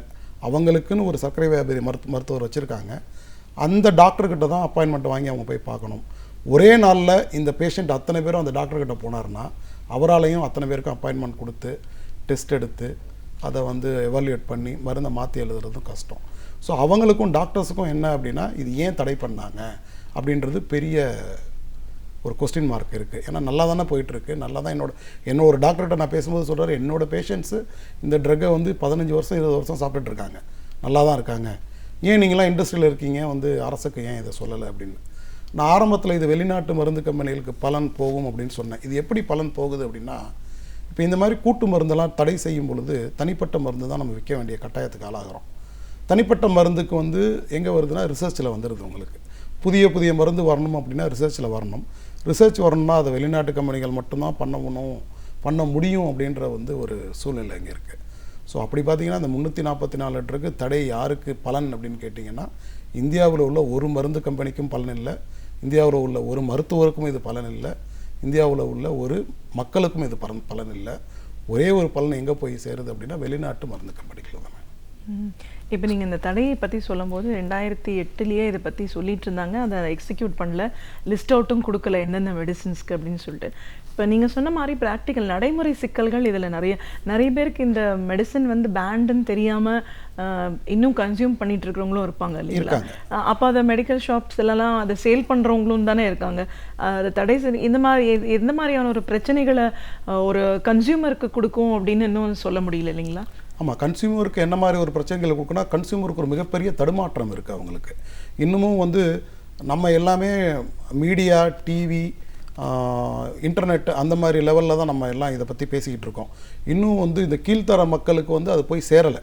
அவங்களுக்கு எது தடை செய்யப்பட்ட மருந்து, எதை சாப்பிடலாம் அப்படின்னு தெரியாது. அவங்க போய் ஒரு மெடிக்கல் ஷாப்பில் போய் அந்த மருந்தை கேட்குறாங்க. மருந்து கடைக்காரர் வந்து ரொம்ப சிம்பிளாக ஒரு பதில் சொல்லிடுறாரு, இந்த மருந்தை வந்து தடை செஞ்சுட்டாங்க அப்படின்னு. ஸோ அப்படி சொல்லும்போது அவங்களுக்கு சைக்கலாஜிக்கலாக என்ன ஃபீலிங் வருதுன்னா, ஐயோ இந்த தடை செய்யப்பட்ட மருந்தை நான் இத்தனை வருஷமாக சாப்பிட்டுட்டேனே, எனக்கு இதனால் வேறு ஏதாவது பாதிப்பு வருமா அப்படின்னு சொல்லி ஒரு சைக்கலாஜிக்கல் ஃபியர் வருது. சரி, ஆல்டர்னேட்டிவ் ட்ரக் என்ன அப்படின்னு அந்த மருந்து கடைக்கார்ட்ட கேட்டு வாங்கி சாப்பிட்றாங்க. என்னன்னா டாக்டர்கிட்ட தான் ஒரு மருந்தை நம்ம கேட்டு வாங்கி சாப்பிடணுமே ஒழிய மருந்து கடைக்காரர்கிட்ட வந்து ஆல்டர்னேட்டிவ் என்னன்னு கேட்டு வாங்கி சாப்பிட்றது வந்து சரியான முறை இல்லை. பட் அவங்க என்ன நினைக்கிறாங்கன்னா, மருந்து கடைக்காரரே கொடுத்துருவாரு அப்படின்னு நினைக்கிறாங்க. ஒரு சில மருந்து கடைகளில் அதுவும் நடக்குது. சரி, அதுக்கு பதிலாக இது சாப்பிடுங்கன்னு அவங்க கொடுத்துட்றாங்க. ஸோ அது வந்து வேறு விளைவுகளை ஏற்படுத்துறதுக்கு நிறைய வாய்ப்பு இருக்குமா. கண்டிப்பாக. இப்போ பொதுவாக அந்த விலை நிர்ணயம் அப்படிங்கிறது எப்படி நடக்குது? ஒரு மருந்துக்கான விலை எப்படி நிர்ணயம் பண்ணுறாங்க? மருந்துக்கான விலை அப்படின்றது வந்து மருந்தோடைய தயாரிப்பு செலவு, அதோடைய ரா மெட்டீரியல் காஸ்ட்டு, அதற்கு உண்டான அந்த ஃபேக்ட்ரியில் ஆகிற செலவு, அதற்கு பிறகு அதை சந்தைப்படுத்துறதுக்கு உண்டான செலவு எல்லாம் சேர்த்து தான் ஒரு மருந்து விலை நிர்ணயம் பண்ணுறாங்க. இது வந்து மருந்துக்கு மட்டும் இல்லை, எந்த தயாரிப்பு பொருளுக்குமே வந்து இப்படி தான் மருந்து மட்டும் இல்லாமல் நம்ம சாப்பிட்ற சாதாரண ஒரு பிஸ்கட் ஆகட்டும், ஒரு கூல்ட்ரிங்க்ஸ் ஆகட்டும், அப்படி தான் விலை நிர்ணயம் பண்ணுறாங்க. ஆனால் தெரிஞ்சோ தெரியாமலோ ஏதோ மருந்துக்கு மட்டும் நம்ம அதிகப்படியாக விலை நிர்ணயம் பண்ணுற மாதிரி ஒரு மாயை வந்து வெளி உலகத்தில் வந்து உருவாயிடுச்சு. அதுக்கு யார் காரணம் அப்படின்னு நம்ம சொன்னோம்னா அது பெரிய டிபேட் ஆகி போயிடும். அதனால் இந்திய அரசாங்கம் என்ன பண்ணுச்சு அப்படின்னா, தேசிய மருந்து விலை நிர்ணய ஆணையம், நேஷ்னல் ஃபார்மசூட்டிக்கல் பிரைசிங் அத்தாரிட்டி அப்படின்னு சொல்லி ஒரு குழு ஒன்று 1995 பண்ணி அவங்க தான் வந்து இப்போ வந்து ஒவ்வொரு மருந்தும் என்ன விலை இருக்கணும் அப்படின்னு சொல்லி ஃபிக்ஸ் பண்ணுறாங்க. பட் அவங்களுக்கு கூட எல்லா மருந்தும் அவங்களால ஃபிக்ஸ் பண்ண முடியாது. National list of essential medicine அப்படின்னு சொல்லி ஒரு மெடிசன் இருக்குது. நம்ம நாட்டுக்கு தேவையான மருந்துகள்னு ஒரு லிஸ்ட்டு ஒன்று 2013 கொடுத்தாங்க. அந்த 13 பேஸ் பண்ணி அவங்க அதுக்கு அனௌன்ஸ் பண்ணுறாங்க. இப்போ வந்து அவங்க வந்து எல்லா விஷயத்தையும் கணக்கில் எடுத்துக்கிறாங்க. அந்த மருந்தோட உற்பத்தி செலவு, அதோட சந்தைப்படுத்துறதுல செலவு எல்லாத்தையும் கணக்கில் எடுத்துக்கிட்டு இப்போ வந்து விலை நிர்ணயம் செய்கிறாங்க. அவங்க நிர்ணயம் செய்கிற விலை மக்களுக்கும் கம்ஃபர்டபுளாக இருக்குது, வியாபாரிகளுக்கும் அது வந்து கம்ஃபர்டபுளாக தான் இருக்குது. ஆனால் ஒரே ஒரு இடத்துல மட்டும் எங்களுக்கு அது கஷ்டமாக இருக்கிற விஷயம் என்ன அப்படின்னா, நேற்று வரைக்கும் ஒரு 2 ரூபாய்க்கு விற்றுட்ருக்கோம் ஒரு மருந்து. இன்றைக்கி காலையில் வெப்சைட்டில் இன்டர்நெட்டில் வந்து அதை 1 ரூபாய்க்கு விற்கணும்னு சொல்லி ஒரு நிர்ணயம் வருது. 1 ரூபாய்ன்றது நிர்ணயம் வந்து பல விஷயங்களை கணக்கில் எடுத்துக்கிட்டு தான் அவங்க பண்ணுறாங்க. அதை நம்ம குறை சொல்ல முடியாது. ஆனால் எங்களை மாதிரி வியாபாரிகள் எங்கே பாதிக்கப்படுறோம் அப்படின்னா, உடனடியாக அதை அமல்படுத்தணும் அப்படின்னும் போது தான் சிக்கல் ஆரம்பிக்குது. இன்றைக்கி காலையில் வெப்சைட்டில் ரிலீஸ் பண்ணுறாங்க. எத்தனை பேர் டெய்லி இன்டர்நெட்டை போய் பார்த்துக்கிட்டு இருப்பாங்க அந்த வெப்சைட்டுன்னு எங்களுக்கு தெரியல. ஸோ அசோசியேஷன் பீப்புள்ஸ் வந்து அதை எல்லாருக்கும் சர்க்குலேட் பண்ணுறாங்க. அப்படி எங்கள் நாலேஜுக்கு வரும்பொழுது 2 ரூபாய்க்கு நான் விற்றுக்கிட்டு இருந்த ஒரு மருந்தை நாளையிலேருந்து 1 ரூபாய்க்கு விற்கணும் அப்படின்னா, என் கையில் இருக்கிற மருந்துக்கு நான் விலையை மாற்றி ரீப்ரிண்ட் பண்ணி அனுப்பலான்னு சொல்லி அனுமதி கொடுத்துருக்காங்க. அதை நம்ம பண்ணலாம். ஆனால் ஆல்ரெடி சந்தையில் உள்ள மதிப்புக்கு உள்ள மருந்துக்கு என்ன ஸ்டேட்டஸ் அப்படின்னு தெரியல. அதனால தான் நாங்கள் இந்த விலை நிர்ணயத்தில் என்ன ரெக்வெஸ்ட் பண்ணுறோம் அப்படின்னா, விலை தாராளமாக நீங்கள் நிர்ணயம் பண்ணுங்கள். நீங்கள் நிர்ணயம் பண்ணுற விலை வந்து மக்களுக்கும் நல்லா கம்ஃபர்டபுளாக இருக்குது, வியாபாரிகளுக்கும் கம்ஃபர்டபுளாக இருக்குது. நாங்கள் கேட்குறது அந்த கையில் இருக்கிற மருந்து, அதாவது மார்க்கெட்டில் சந்தையில் இருக்கிற மருந்தை விற்று முடிக்கிறதுக்கு உண்டான ஒரு கால அவகாசம் கொடுத்தாங்கன்னா இது இன்னும் நல்ல கம்ஃபர்டபுளாக போகும். ஏன் அப்படின்னா, சடனாக குறைச்சிட்றாங்க. அந்த மெடிக்கல் ஷாப்கார் வந்து ஒரு ஃபியர் ஃபேக்டரோடையே அதை விற்கிறார். ஏன்னா இன்னிலேருந்து நீங்கள் விற்கணும்னு சொல்லியாச்சு. ஆனால் அந்த கடையில் வேலை பார்க்குற ஒரு ஃபார்மசிஸ்ட்டுக்கு வந்து அந்த செய்தி போய் சேர்ந்துருக்காரு. அவர் என்ன பண்ணியிருப்பார், அந்த ஸ்ட்ரிப்பில் என்ன ப்ரைஸ் இருக்கோ அதை தான் விற்பார். சட்டப்படி பார்த்தா அது தப்பு. ஏன்னா காலையில் இவங்க சொல்லிட்டாங்க விலையை குறைக்கணும்னு, அவர் அடுத்த நாள் மாலையில் அந்த பழைய விலைக்கே விற்கும்போது அது தப்பு அப்படின்ற மாதிரி ஆகிடுது. ஸோ எங்கேயாவது ஒரு என்ஃபோர்ஸ்மெண்ட் நடந்ததுன்னா அவர் பண்ணது தப்பு அப்படின்ற மாதிரி ஆயிரும். ஸோ நாங்கள் என்ன ரெக்வஸ்ட் பண்ணுறோம் அப்படின்னா, ஒரு குறிப்பிட்ட கால அவகாசம், ஒரு 15 நாளோ 1 மாதமோ இருக்கிற சரக்கை வந்து விற்கிறதுக்கு அனுமதி கொடுத்தா நல்லாயிருக்கும்னு நாங்கள் எதிர்பார்க்குறோம். ஆனால் விலை நிர்ணயம் அப்படின்றது நல்ல விஷயம். அது வந்து ஆரம்பத்தில் வேறு மாதிரி இருந்தது. ஆரம்பத்தில் எப்படி இருந்ததுன்னா, உற்பத்தி விலை ஒரு 10% லாபம், அதில் வந்து சந்தை மதிப்பு அவங்க எடுத்துக்கவே இல்லை. பட் இப்போ வந்து அதெல்லாம் நாங்கள் நிறைய டிஸ்கஷன் போனதுக்கப்புறம் இப்போ 2013 அவங்க விலை நிர்ணயம் செய்கிறாங்க. செய்யும்போது பார்த்திங்கன்னா உற்பத்தி, அந்த ஃபேக்ட்ரியோடைய காஸ்ட்டு, மார்க்கெட்டிங் காஸ்ட் என்ன, நியாயமான லாபம் என்ன, அது எல்லாத்தையுமே சேர்த்து ஒரு விலை கொடுக்குறாங்க. அந்த விலை வந்து வியாபாரிகளுக்கு, பொதுமக்களுக்கு அத்தனை பேருக்குமே ரொம்ப கம்ஃபர்டபுளாக இருக்குது. எஸ்பெஷலி சர்க்கரை வியாதி, இரத்த அழுத்தம், இதுக்கு உண்டான மருந்துகள்லாம் நிறைய விலை குறைஞ்சிருக்கு. இது வந்து பலன் நேரடியாக மக்களுக்கு போய் சேருது மேடம். பொதுவாக இந்த ஆராய்ச்சிகள்லாம் நீங்கள் முன்னாடி பேசும்போதுன்னு சொன்னீங்க, இது எல்லாமே வெளிநாட்டில் தான் நடக்கணும், பெரிய பெரிய ஆய்வுகள், அது சர்டிஃபிகேஷன், இந்த ப்ராசஸ்லாம் கூட அப்படி தான் சொல்கிறத நம்ம பார்க்குறோம். இந்தியாவை பொறுத்த வரைக்கும் எந்த மாதிரியான ஆராய்ச்சிகள், எந்த நிலையில் நம்ம இருக்கோம்? இந்தியாவை பொறுத்த வரைக்கும் ஒரு வருத்தமான விஷயம் என்ன அப்படின்னா, ஆராய்ச்சி தான் நமக்கு தேவை. ஏன்னா நம்ம ஆராய்ச்சிக்கு முன்னாடி போகிறதுக்கு முன்னாடி நான் ஏன் ஆராய்ச்சி வேணும் அப்படின்னு சொல்கிறேன்னா, இந்த பேட்டன்ட் அப்படின்ற ஒரு விஷயத்தில் இந்தியா வந்து சைன் பண்ணி, இந்த அரசோ அந்த அரசு அப்படின்னு இல்லை, ஏதோ ஒரு அரசு சைன் பண்ணி மறுபடியும் மாறின அரசும் அதை சப்போர்ட் பண்ணி இன்றைக்கி பேட்டன்ட்டில் வந்து நின்றுட்டோம். இந்த பேட்டன்ட்டோட விளைவு எப்படி இருக்கும் அப்படின்னு பார்த்தீங்கன்னா, மறுபடியும் நான் சர்க்கரை வியாதியை தான் ஒரு உதாரணமாக எடுத்துக்க முடியும். ஏன் அப்படின்னு பார்த்தீங்கன்னா, இப்போ சர்க்கரை வியாதிகளுக்கு சமீபத்திய இந்தியாவில் நல்ல விற்கிற ஒரு மருந்து அப்படின்னா கிளிமிப்ரைடு அப்படின்னு ஒரு ட்ரக் இருக்குது. சர்க்கரை வியாதி யார் போனாலும் டாக்டர் முதல்ல பரிந்துரை வைக்கிற மருந்து அதுதான். விலையும் குறைவு, ஒரு ₹1 ₹2 அதை நீங்கள் வாங்கி சாப்பிட்றலாம். கடந்த 10-12 வருடமாக அதை சாப்பிட்டுட்ருக்கோம். பட் மனிதனோட உடம்பு எப்படி அப்படின்னா, ஒரு மருந்தை வந்து 7 வருஷத்துக்கு தான் தாங்கும். 7 வருஷத்துலேருந்து 10 வருஷத்துக்குள்ளே உங்கள் பாடி வந்து அந்த மருந்துக்கு எதிராக வேலை செய்ய ஆரம்பிக்கும். ஸோ ஒரு மருத்துவர் என்ன பண்ணுவார்னா, அந்த மருந்துக்கு சுப்பீரியர் என்னவோ அதை ஆல்டர்னேட்டிவ் எழுதி கொடுப்பார். இப்போ சர்க்கரை வியாதிக்கு பார்த்தீங்கன்னா, இந்த கிளிமிப்ரைடு அப்படின்ற மருந்து, இதை கண்டுபிடிச்சது ஒரு வெளிநாட்டு கம்பெனியாக இருந்தால் கூட இந்தியாவில் உள்ள அத்தனை கம்பெனியும் இந்த மருந்து வச்சுருக்கு. அதனால் மக்களுக்கு ரொம்ப எளிதாக போய் கிடைக்கிது. இதுவரைக்கும் இந்த சர்க்கரை வியாதி மருந்து கிடைக்கல அப்படின்ற ஒரு பிரச்சனையே கிடையாது. எந்த கடையில் வேணாலும் நீங்கள் போய் வாங்கி சாப்பிடலாம், மக்கள் கம்ஃபர்டபுளாக இருக்காங்க. இதோடு முடிஞ்சு போயிடுச்சு. ஏன்னா அதுக்கப்புறம் பேட்டன்ட் வந்துருச்சு.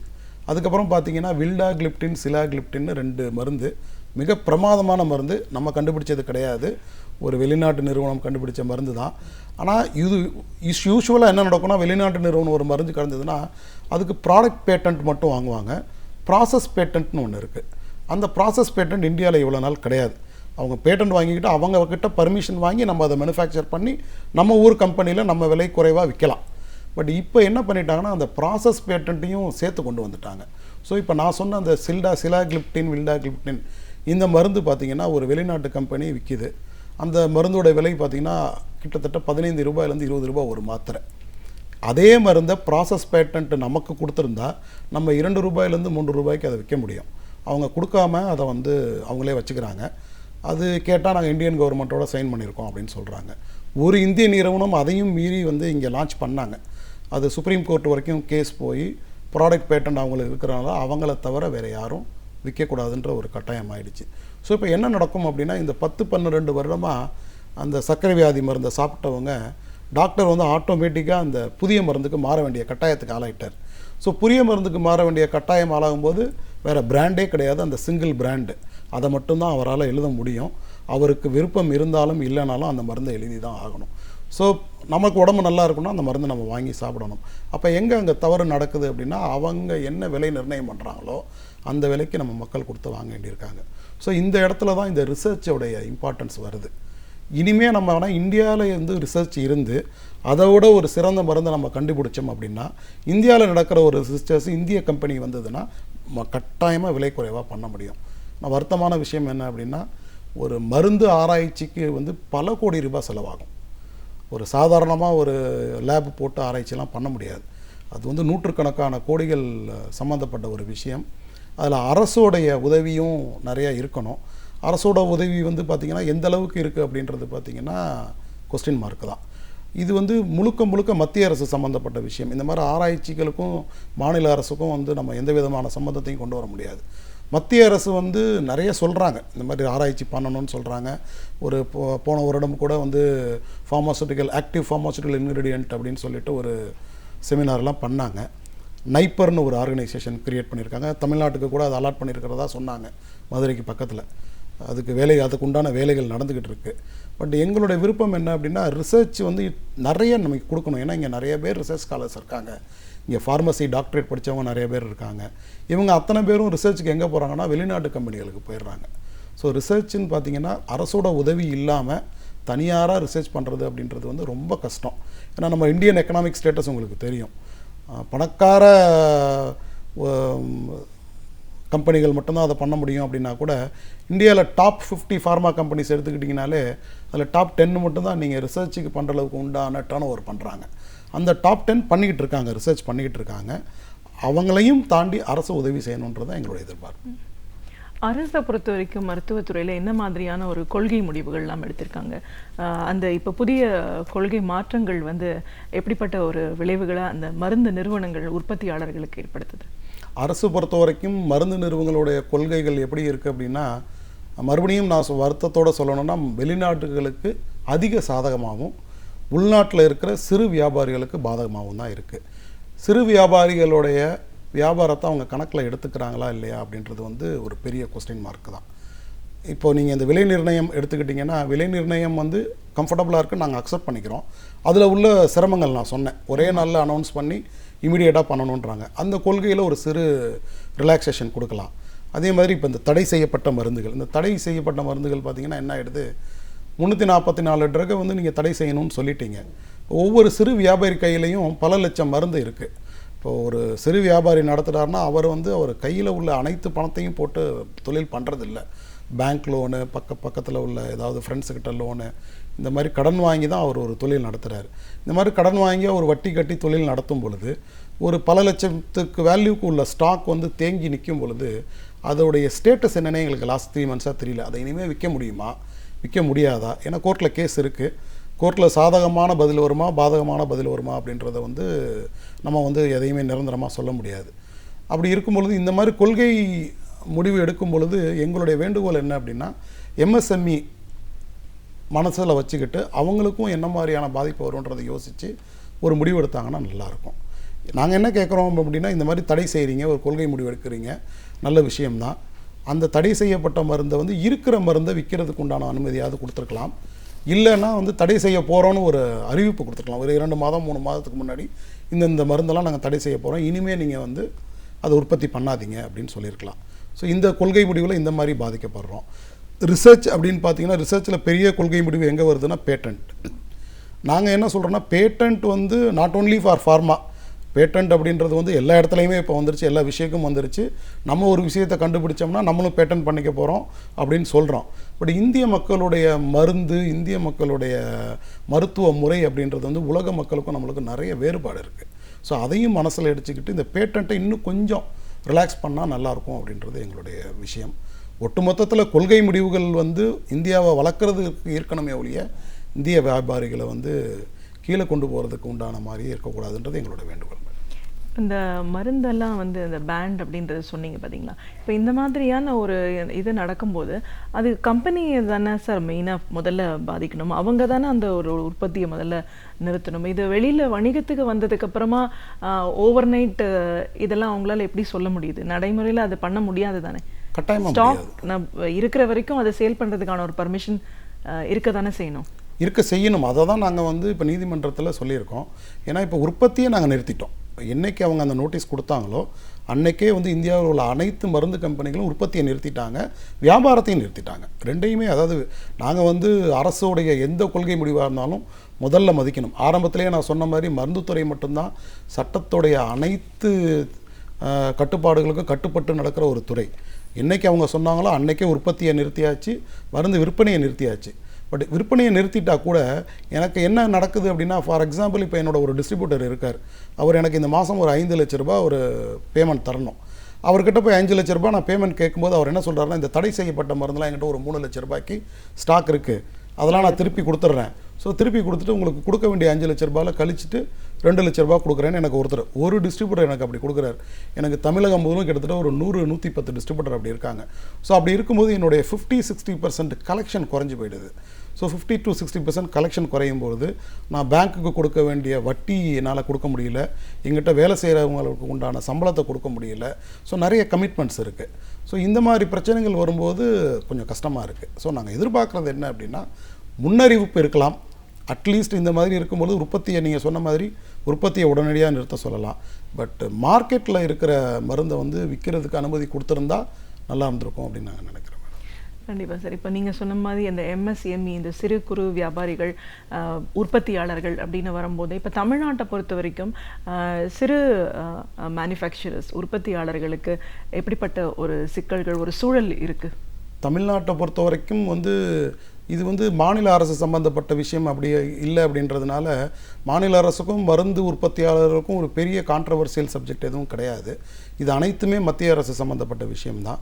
மாநில அரசுகிட்ட நாங்கள் என்ன ரெக்வெஸ்ட் பண்ணுறோம்னா, மாநில அரசு வந்து இந்த விஷயத்தை மனசில் எடுத்துக்கிட்டே தான் இதெல்லாம் மாநில அரசுக்கும் இந்த நியூஸ்லாம் போகுது. ஸோ மாநில அரசு என்ன பண்ணலாம் அப்படின்னா, நாங்கள் ரொம்ப நாளாக ஒரு டிமாண்ட் என்ன கொடுக்குறோம், ஒரு ஸ்பெஷல் எக்கனாமிக் ஜோன் கொடுங்க. இப்போது அந்த ஸ்பெஷல் எக்கனாமிக் ஜோன் பார்த்திங்கன்னா நார்த் இந்தியாவில் இருக்குது. உத்தரகாண்ட், சோலன், டேராடூன் அந்த மாதிரி ஊர்லலாம் கொடுத்துருக்காங்க. நீங்கள் என்ன நடந்ததுன்னு பார்த்தீங்கன்னா, அங்கெல்லாம் இந்த ஸ்பெஷல் எக்கனாமிக் ஜோன் நடந்ததுனால தமிழகத்தில் உள்ள அதிகப்படியான மருந்து உற்பத்தியாளர்களுக்கு அங்கே ஒரு கிளை இருக்குது. இப்போ அந்த மாதிரியான ஒரு சூழல் இங்கே வந்ததுன்னு வச்சுக்கோங்களேன். இங்கே ஒரு ஸ்பெஷல் எக்கனாமிக் ஜோன் வந்து ஐடிக்கு கொடுத்துருக்கிற மாதிரி ஃபார்மாக்குன்னு சொல்லி தமிழ்நாட்டில் ஏதோ ஒரு ஊரில் கொடுத்தாங்கன்னா, இங்கேருந்து உத்தரகாண்டுக்கும் டேராடூனுக்கும் போன தமிழர்கள் அத்தனை பேரும் திருப்பி வந்துடுவாங்க. ஸோ அவங்கெல்லாம் திருப்பி வந்துட்டானாலே தமிழ்நாட்டுடைய ஃபார்மசூட்டிக்கல் மேனுஃபேக்சரிங் இண்டஸ்ட்ரி வந்து நல்ல அப்கமிங் ஸ்டேஜ்க்கு இருக்கும். ஸோ தமிழக அரசு நமக்கு உதவி பண்ணணும் அப்படின்னு நினச்சா என்ன பண்ணலான்னா, ஒரு ஸ்பெஷல் எக்கனாமிக் ஜோன், ஒரு ஃபார்மா பார்க் மாதிரி ஒன்று ஆரம்பித்து எங்களுக்கு பண்ணலாம். ஒரு ஃபார்மா கிளஸ்டர் ஒன்று ஆரம்பிக்கலாம் மேடம். இப்போ சிப்காட்லலாம் இருக்குது. இப்போ எப்படி ஐடிக்கு ஒரு கிளஸ்டர் இருக்கோ, ஃபார்மாக்கும் ஒரு கிளஸ்டர் இல்லை. அது இருந்ததுன்னா இன்னும் நல்லாயிருக்கும். கண்டிப்பாக சார்.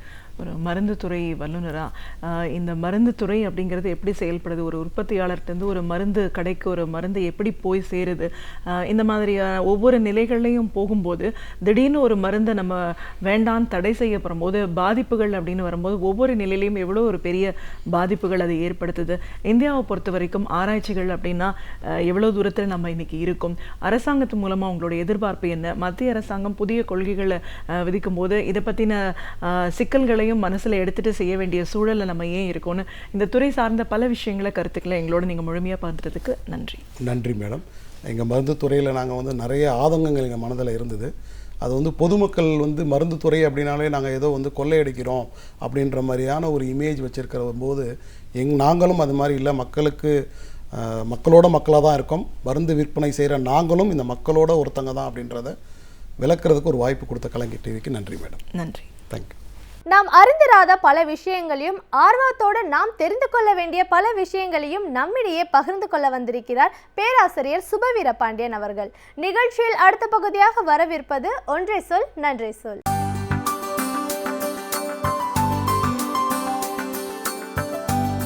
அனைவருக்கும் என் அன்பு வணக்கம்.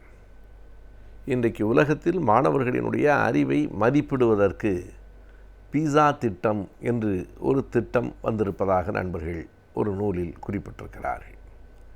பீஸா திட்டம் என்றால் அது ஏதோ ஒரு பீட்சா உணவு உண்கிற மாதிரியான திட்டம் என்றல்ல, அது ஒரு பெரிய நீண்ட நெடிய ஆங்கில தொடரினுடைய சுருக்கம்.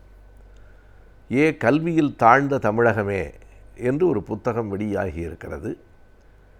நலங்கிள்ளி அந்த புத்தகத்தை எழுதியிருக்கிறார். அந்த புத்தகத்திலே தான் 2 விதமான மாணவர்களின் அறிவுத்திறன் மதிப்பீடு பற்றிய செய்திகள் இடம்பெற்றிருக்கின்றன. ஒன்று பீஸா திட்டம், இன்னொன்று அசர் திட்டம். 2 திட்டங்களை பற்றியும் அவர் அந்த நூலில் விளக்கியிருக்கிறார். பொள்ளாச்சியிலே இருக்கிற எதிர் என்கிற வெளியீடு அதனை வெளிக்கொண்டு வந்திருக்கிறது. இதில் இந்த பீஸா திட்டம் என்பது என்ன என்பதை பற்றி முதலிலும் அசர் பற்றி அவர் 2வதுமாக சொல்லியிருக்கிறார். பீஸா என்கிற திட்டத்தை பற்றி மட்டும் நாம் இன்றைக்கு பார்க்கலாம். இந்த பீஸா என்பது PISA என்று ஆங்கிலத்திலே வருகிற எழுத்துக்களைத்தான் நாம் பிஸா என்று ஒலிக்கிறோம். Programme for international student assessment என்பது அந்த நீண்ட தொடர். இந்த 4 சொற்களிலும் இருக்கிற முதல் எழுத்துக்களை, ப்ரோக்ராம் என்றால் அதில் பி, இன்டர்நேஷ்னல் என்றால் ஐ, ஸ்டூடெண்ட் என்றால் எஸ், அசஸ்மெண்ட் என்றால் ஏ என்ற எழுத்து PISA பிசா என்று அந்த திட்டத்தை கூறுகிறார்கள். உலக அளவில் இருக்கிற மாணவர்களினுடைய அறிவு திறனை மதிப்பிடுவது அந்த குழுவினுடைய அடிப்படையான நோக்கம். இது பிரான்சிலிருந்து இயங்குகிறது. அந்த அமைப்பினுடைய செயல் தளம் பிரான்சிலே இருக்கிறது. பாரிஸ் நகரத்திலே இருந்து அது செயல்படுகிறது. 1997 ஆண்டு தொடங்கப்பட்ட இந்த மதிப்பீட்டு நிறுவனத்தில் அன்றைக்கு 34 நாடுகள் உறுப்பு நாடுகளாக இருந்தன. அன்றைக்கு இந்தியா இல்லை. 2009 அந்த குழுவில் இந்திய அரசும் தன்னை இணைத்து கொண்டிருக்கிறது. இப்போது இந்தியாவும் அந்த அமைப்பில் ஒரு உறுப்பு நாடு, ஓர் அங்கம். அந்த அமைப்பு 3 ஆண்டுகளுக்கு ஒரு முறை, 2000 இருந்து தொடங்கி 3 ஆண்டுகளுக்கு ஒரு முறை உலகத்தில் இருக்கிற அல்லது இந்த அமைப்புக்குள் உடன்பட்டிருக்கிற நாடுகளில் இருக்கிற மாணவர்களினுடைய அறிவு திறனை மதிப்பிட்டு அதனுடைய புள்ளி விவரத்தை வெளியிடுகிறது. இப்போது அண்மையில் அந்த புள்ளி விவரம் வந்திருக்கிறது.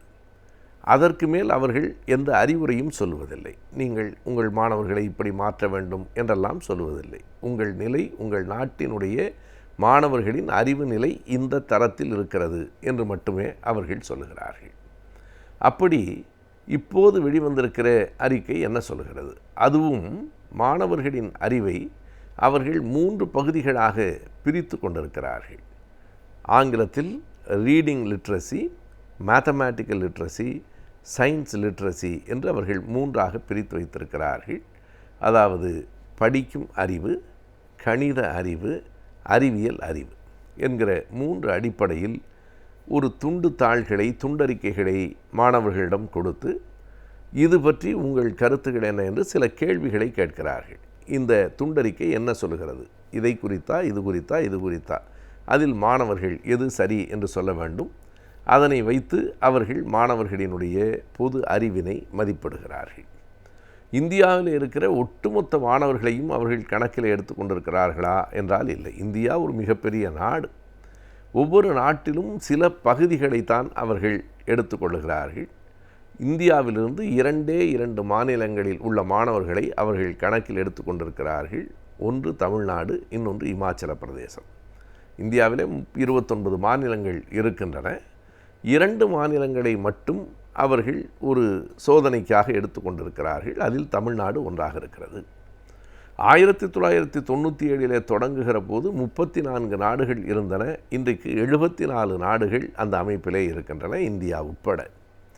இப்போது அவர்கள் அந்த முடிவை வெளிப்படுத்தி இருக்கிற நேரத்தில் நமக்கு ஒரு அதிர்ச்சி தான் காத்திருக்கிறது.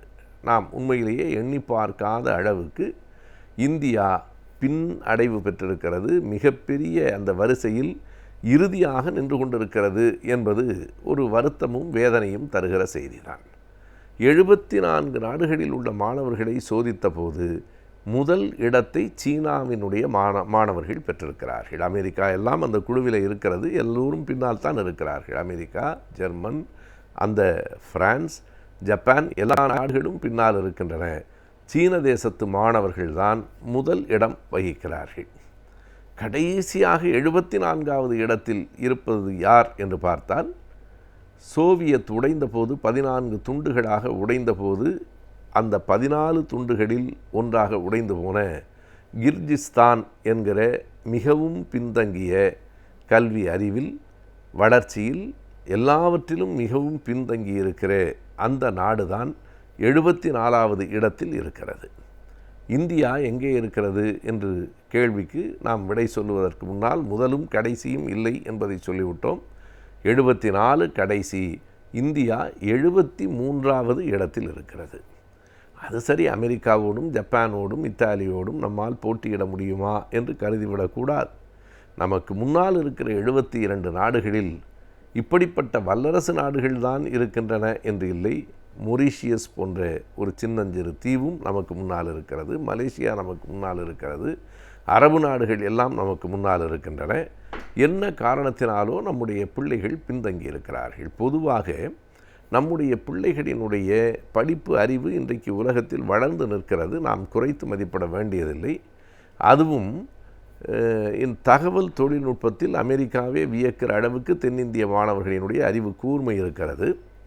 ஆனால் பொதுவான ஒரு பொது அறிவு சார்ந்தும் அறிவியல் அறிவு சார்ந்தும் நமக்கு எங்கோ ஒரு பின்னடைவு இருக்கிறது என்பதைத்தான் இந்த மதிப்பீட்டு திட்டம் காட்டுகிறது. இந்த மதிப்பீட்டு திட்டம் 100க்கு 100 சரிதானா என்றெல்லாம் நாம் உடனடியாக முடிவுக்கு வந்துவிட முடியாது. ஆனாலும் அவர்களுக்கு இந்தியாவை பின்னுக்கு தள்ள வேண்டிய உள்நோக்கம் எதுவும் இல்லை. இயல்பாக அவர்கள் எடுத்த அந்த புள்ளி விவரங்களின் அடிப்படையில் இதனை தெரிவித்திருக்கிறார்கள். எனவே இந்த புள்ளி விவரத்தை அடிப்படையாக கொண்டு நம் பிள்ளைகள் எல்லாம் எதற்குமே பயன்படாதவர்கள் என்றோ, என்ன இந்தியா இப்படி பின்னடைவுக்கு உள்ளாகிவிட்டது என்றோ நாம் சோர்வு அடைய தேவையில்லை. ஆனாலும் கவனம் கொள்ள வேண்டிய தேவை இருக்கிறது. நாம் 74 நாடுகளில் உள்ள மாணவர்கள் இப்படி ஒரு போட்டியில் பங்கேற்ற போது நாம் 73வது இடத்தில் இருக்கிறோம் என்பது மிகுந்த கவனத்திற்கும் எதிர்காலத்தில் மாற்றிக்கொள்ள வேண்டிய தேவைக்கும் உரியது என்பதற்காக மட்டுமே இந்த பிசா வெளியிட்டிருக்கிற இந்த திட்டத்தை நாம் குறிப்பிட வேண்டியிருக்கிறது. கல்வியில் தாழ்ந்த தமிழகமே என்று நலங்கிள்ளி அவர்கள் அந்த புத்தகத்திற்கு தலைப்பு வைத்திருப்பதும் கூட இந்த புள்ளிவிவர அடிப்படையில் பின்னால் இருக்கிறோம் என்பதுதான். தாழ்ந்த தமிழகமே என்று அண்ணா அவர்கள் ஆற்றிய உரையும் அது நூலாக வந்திருப்பதும் நாம் அறிவோம். அது தமிழகத்தை தாழ்த்துவதற்காக அப்படி சொல்லவில்லை, தமிழகம் தாழ்ந்து போய்விடக்கூடாது என்பதற்காகத்தான் அண்ணா சொன்னார். அதுபோலவே கல்வியில் நாம் தாழ்ந்திருக்கிறோம் என்று குத்தி காட்டுவதற்காக இல்லை, கல்வியில் மேலெழுந்து வர வேண்டும் என்கிற நோக்கத்தோடு இந்த புத்தகம் எழுதப்பட்டிருக்கிறது. நம்மில் பல பேர் வணிகம் பற்றிய தகவல்களை தெரிந்து கொள்வதில் ஆர்வம் காட்டுவதில்லை. இருப்பினும் அதை பற்றி நாம் தெரிந்திருப்பது அவசியமானது. ஆதலால் இன்றைய ஆலோசனை நேரத்தில் வணிகம், சேமிப்பு, முதலீடு இவைகளை பற்றி தெரிந்து கொள்ளலாம்.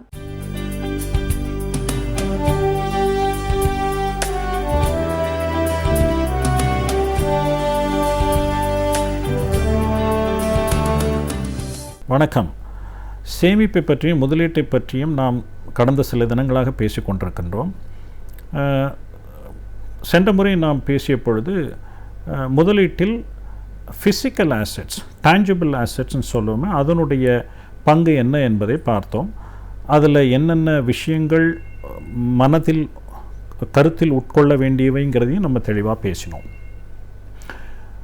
இப்போது இந்த ஃபிசிக்கல் ஆசெட்ஸ் தள்ளி வச்சிட்டோம் அப்படின்னா வேறு எதில் இன்வெஸ்ட் பண்ணுறதுங்கிற கேள்வி வரும். பொதுவாகவே அசெட் அலோகேஷன் அப்படின்னு சொல்லுவாங்க. அதாவது நீங்கள் 100 ரூபாய் கையில் இருக்குது அப்படின்னா அந்த 100 ரூபாயை கொண்டு போய் எல்லாம் ஒரே இடத்துல போட்டுட முடியாது. போட்ட அசெட், அந்த சொத்து ஒருவேளை ஒழுங்காக உங்களுக்கு ரிட்டர்ன் கொடுக்கல அப்படின்னா அந்த 100 ரூபாயிலையுமே ரிட்டர்ன் குறைஞ்சி போயிடும். அதனால் ஜென்ரலாக என்ன சொல்லுவோம் அப்படின்னா அந்த 100 ரூபாயை பிரித்து, அதாவது உங்களுடைய ரிஸ்க் எடுக்கிற கெப்பாசிட்டியை பொறுத்து, வயதை பொறுத்து, ஊதியத்தை பொறுத்து இதெல்லாம் கன்சிடர் பண்ணி அந்த 100 ரூபாயை பிரித்து போடணும். கொஞ்சம் லிக்விடிட்டிக்காக முதல் எபிசோடில் பார்த்தோம், லிக்விடிட்டி நினச்ச நேரத்தில் நமக்கு பணம் கைக்கு வரணும் அப்படிங்கிறதுனால கொஞ்சம் பணம் சேவிங்ஸ் பேங்க்கில் இருக்கலாம். அப்புறம் நமக்கு வாழ்க்கைக்கு தேவைங்கிறதுனால நிலம், வீடு இவைகளை வாங்க வேண்டும், தங்கமும் வாங்க வேண்டும். இப்போ இதெல்லாம் போக இன்னும் பல விஷயங்கள் இருக்கின்றன. நான் சென்ற முறை சொன்ன மாதிரியே ஃபிசிக்கல் ஆசெட்ஸ் ஒரு பக்கம், இன்னொன்று என்ன அப்படின்னா ஃபினான்ஷியல் ஆசெட்ஸ், அதாவது நிதி சார்ந்த சொத்துக்கள். ஃபிசிக்கல் ஆசெட்ஸில் எப்படி இருக்கும் அப்படின்னு நீங்கள் அதை தொட்டு பார்த்துக்கலாம். ஃபினான்ஷியல் ஆசெட்ஸ்லாம் அதை தொட்டு உணர்ந்தெல்லாம் கொள்ள முடியாது. ஒரு பேப்பர் தான் கையில் கிடைக்கும். அந்த பேப்பரின் மூலமாக அந்த பணம் எங்கேயோ போய் இன்வெஸ்ட் செய்யப்பட்டிருக்கும், அதுலேருந்து ரிட்டர்ன்ஸ் வந்துட்டுருக்கும். இப்போ நீங்கள் வளர்ச்சி அடைந்த நாடுகளை பார்த்தீங்க அப்படின்னா அந்த ஃபினான்ஷியல் ஆசெட்ஸோட தாக்கம், அதாவது ஒவ்வொரு சராசரி மனிதரும் அங்கே ஃபினான்ஷியல் ஆசெட்ஸில் இன்வெஸ்ட் பண்ணியிருப்பார். பேங்க் டெபாசிட்ஸாக இருக்கட்டும், மியூச்சுவல் ஃபண்ட்ஸாக இருக்கட்டும், இன்னும் பலவிதமான இன்ஸ்ட்ருமெண்ட்ஸ், சர்டிஃபிகேட்ஸ் ஆஃப் டெபாசிட் சொல்லுவாங்க, கமர்ஷியல் பேப்பர்ஸ்ன்னு சொல்லுவாங்க. இந்த மாதிரி நிறைய விஷயங்கள் இருக்குது. வளர்ச்சி அடைந்த நாடுகளில் அதனுடைய விகிதம் ரொம்ப ஜாஸ்தியாக இருக்கும். நம்ம நாட்டில் இப்போ நல்ல ஒரு என்ன சொல்லுவோன்னா கடந்த 5-6 வருடங்களாக 10 வருடங்களாகவே இதனுடைய பெனட்ரேஷன் நல்ல இம்ப்ரூவ் ஆகிட்டுருக்கு. என்ன இது அப்படின்னு கேட்டிங்க அப்படின்னா, ஒரு சின்ன எக்ஸாம்பிள், நீங்கள் வங்கியில் சேமிப்பு கணக்கு வச்சுருக்கீங்க இல்லையா, அங்கே போய் அந்த அக்கௌண்ட் ஆப்ரேட் பண்ணிகிட்ருக்கிறப்பவே அங்கே உள்ள மேலாளர் சொல்லுவார், நீங்கள் ஏன் ஃபிக்ஸட் டெபாசிட் பண்ணிக்கூடாதுன்னு சொல்லியிருப்பார் அவங்கக்கிட்ட. இல்லை மாதம் ஒரு அமௌண்ட்டை ரெக்கரிங் டெபாசிட்டில் ஏன் போடக்கூடாதுன்னு சொல்லியிருப்பார். ஸோ இது வந்து ஃபினான்ஷியல் ஆசெட்ஸ்.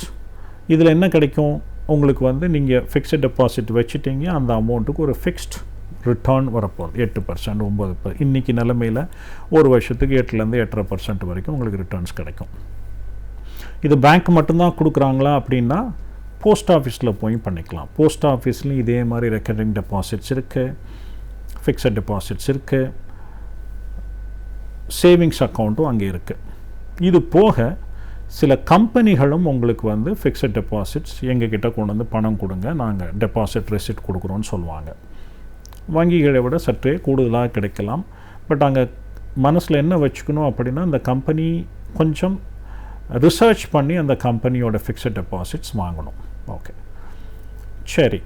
இப்போது இந்த ஃபினான்ஷியல் அசெட்ஸில் ஒரு பகுதி இந்த bank fixed deposits, recurring deposit, company deposit, post office products, இதிலெல்லாம் போடுறப்போ என்ன விஷயங்களை மனசில் வச்சுக்கணும் அப்படின்னா, முதல் விஷயம், முதல் எபிசோடில் நம்ம பேசின மாதிரி இன்ஃப்ளேஷன், அதாவது நமக்கு கிடைக்கிற வட்டி வந்து இன்ஃப்ளேஷனை தாங்கி நமக்கு ரிட்டர்ன் கொடுக்குமா, ஒன்று கால்குலேட் பண்ணி வச்சுக்கணும். இன்ஃப்ளேஷன் 8% இருக்குது, ரிட்டர்ன் 7% அப்படின்னா நெகட்டிவ் ரேட் ஆஃப் ரிட்டர்ன்னு சொல்லுவோம். அதாவது இன்ஃப்ளேஷனுக்கு கீழே தான் உங்களுக்கு ரேட் வந்துட்டுருக்குன்னு சொல்லுவோம். ரெண்டாவது பாயிண்ட் மனசில் என்ன வச்சுக்கணும், நீங்கள் 8%க்கு போய் ஒரு ஃபிக்ஸட் டெபாசிட் பண்ணிட்டீங்க அப்படின்னா 5 வருஷத்துக்கு பண்ணியிருக்கீங்க அப்படின்னா அந்த 5 வருஷத்துக்கு உங்களுக்கு 8% தான் கிடைக்கும். ஃபிக்ஸ்டு தான். மார்க்கெட்டில் இன்ட்ரெஸ்ட் ரேட்ஸ் மேலே போனாலும் சரி கீழே போனாலும் சரி, அதை மனசில் வச்சுக்கணும். மூணாவது ரொம்ப முக்கியமான ஒன்று, இப்போ நம்ம என்ன பண்ணுவோம், ஜென்ரலாக பேங்க்குக்கு போய் வெளியே எழுதி போட்டிருப்பாங்க, ஸ்டார்லாம் போட்டு 8.5%, 9% இன்ட்ரெஸ்ட் ரேட் பெர் ஆனம், 5 வருஷம் போட்டிங்கன்னா 9.5% அப்படின்னா எழுதி போட்டிருப்பாங்க. இதில் என்ன கவனிக்கணும் அப்படின்னா, நீங்கள் வந்து டெபாசிட் போட்டதுக்கப்புறம் உங்களுக்கு வருகின்ற வட்டி எல்லாமே வரிக்கு உட்பட்டது. அதில் வந்து நீங்கள் இன்கம் டேக்ஸ் பே பண்ணியே ஆகணும். இப்போ வந்து ஒரு 8% கொடுக்குற ஒரு ஃபிக்ஸட் டெபாசிட்னு வச்சுக்கோங்க. அந்த ஃபிக்ஸட் டெபாசிட் வச்சிருக்கிறவர் 30% வருமான வரி கட்டுபவராக இருந்தால் அந்த 8%ல் 30% கிட்டத்தட்ட 2.5% அவர் வந்து டேக்ஸ் அதை பே பண்ணி ஆகணும். ஸோ 8%ல் 2.5% போச்சுன்னா உங்களுக்கு 5.5% தான் உங்களுக்கு வீட்டுக்கு வரும். டிடிஎஸ் வந்து 10% தான் பிடிப்பாங்க. இது 30% வருமான வரி, ஆனால் 10% அவங்க பிடிப்பாங்க. ஆனால் அதுதான் வரின்னு நினச்சிட்டு விட்டுடக்கூடாது. மீதி 20% நீங்கள் ரிட்டர்ன் ஃபைல் பண்ணுறப்போ நீங்கள் பே பண்ணி தான் ஆகணும். ஸோ எதை நம்ம 8ன்னு நினச்சிக்கிட்டு சந்தோஷமாக போய் டெபாசிட் பண்ணிகிட்ருக்கோமோ அதில் வந்து ஆக்சுவலாக ரிட்டர்ன்னு பார்த்தீங்க அப்படின்னா 5.5% தான். இப்போ 8ன்னு நினச்சி போன இன்வெஸ்ட்மெண்ட் 5.5 ஆனதுக்கப்புறம் அந்த இன்வெஸ்ட்மெண்ட் சரியாக தவறான்னு ஒரு பெரிய அலசலே பண்ண வேண்டிய நிர்பந்தம் வரலாம் உங்களுக்கு. இதையெல்லாம் மனசில் வச்சுக்கோங்க. ஆனால் இதில் ஒரு ப்ளஸ் என்ன அப்படின்னா, ஃபிக்ஸ்ட் ரேட் ஆஃப் ரிட்டர்ன். நாளைக்கு வந்து மற்ற மார்க்கெட்டில் வந்து இறங்குச்சு ஏறிச்சு அந்த பிரச்சனைலாம் இல்லை, 8% உங்களுக்கு வரும் அப்படின்னா வரும். ரெண்டாவது, வங்கி டெபாசிட்ஸ் வந்து ஓரளவுக்கு சேஃப், இன்சூரன்ஸும் இருக்குது, அதில் சேஃப்னு வச்சுக்கலாம். லிக்விடிட்டியும் இருக்குது. உங்களுக்கு எப்போ தேவையோ அப்போ ஃபார்ம் எழுதி கொடுத்தீங்கன்னா அந்த பணம் உங்களுக்கு கிடச்சிட போகிறது. இது ப்ளஸ் பாயிண்ட்ஸ். மைனஸ் பாயிண்ட்ஸ் நான் முதல்ல சொன்ன மாதிரி இன்ஃப்ளேஷனை பார்த்துக்குங்க, டேக்ஸ் கண்டிப்பாக பாருங்கள். சரி, இப்போ உங்களுக்கு தோணலாம், சரி நீங்கள் நிலத்தை பற்றி பேசியாச்சு, கோல்டை பற்றி பேசியாச்சு, ஃபினான்ஷியல் அசெட்ஸ்க்கு வந்தோம்.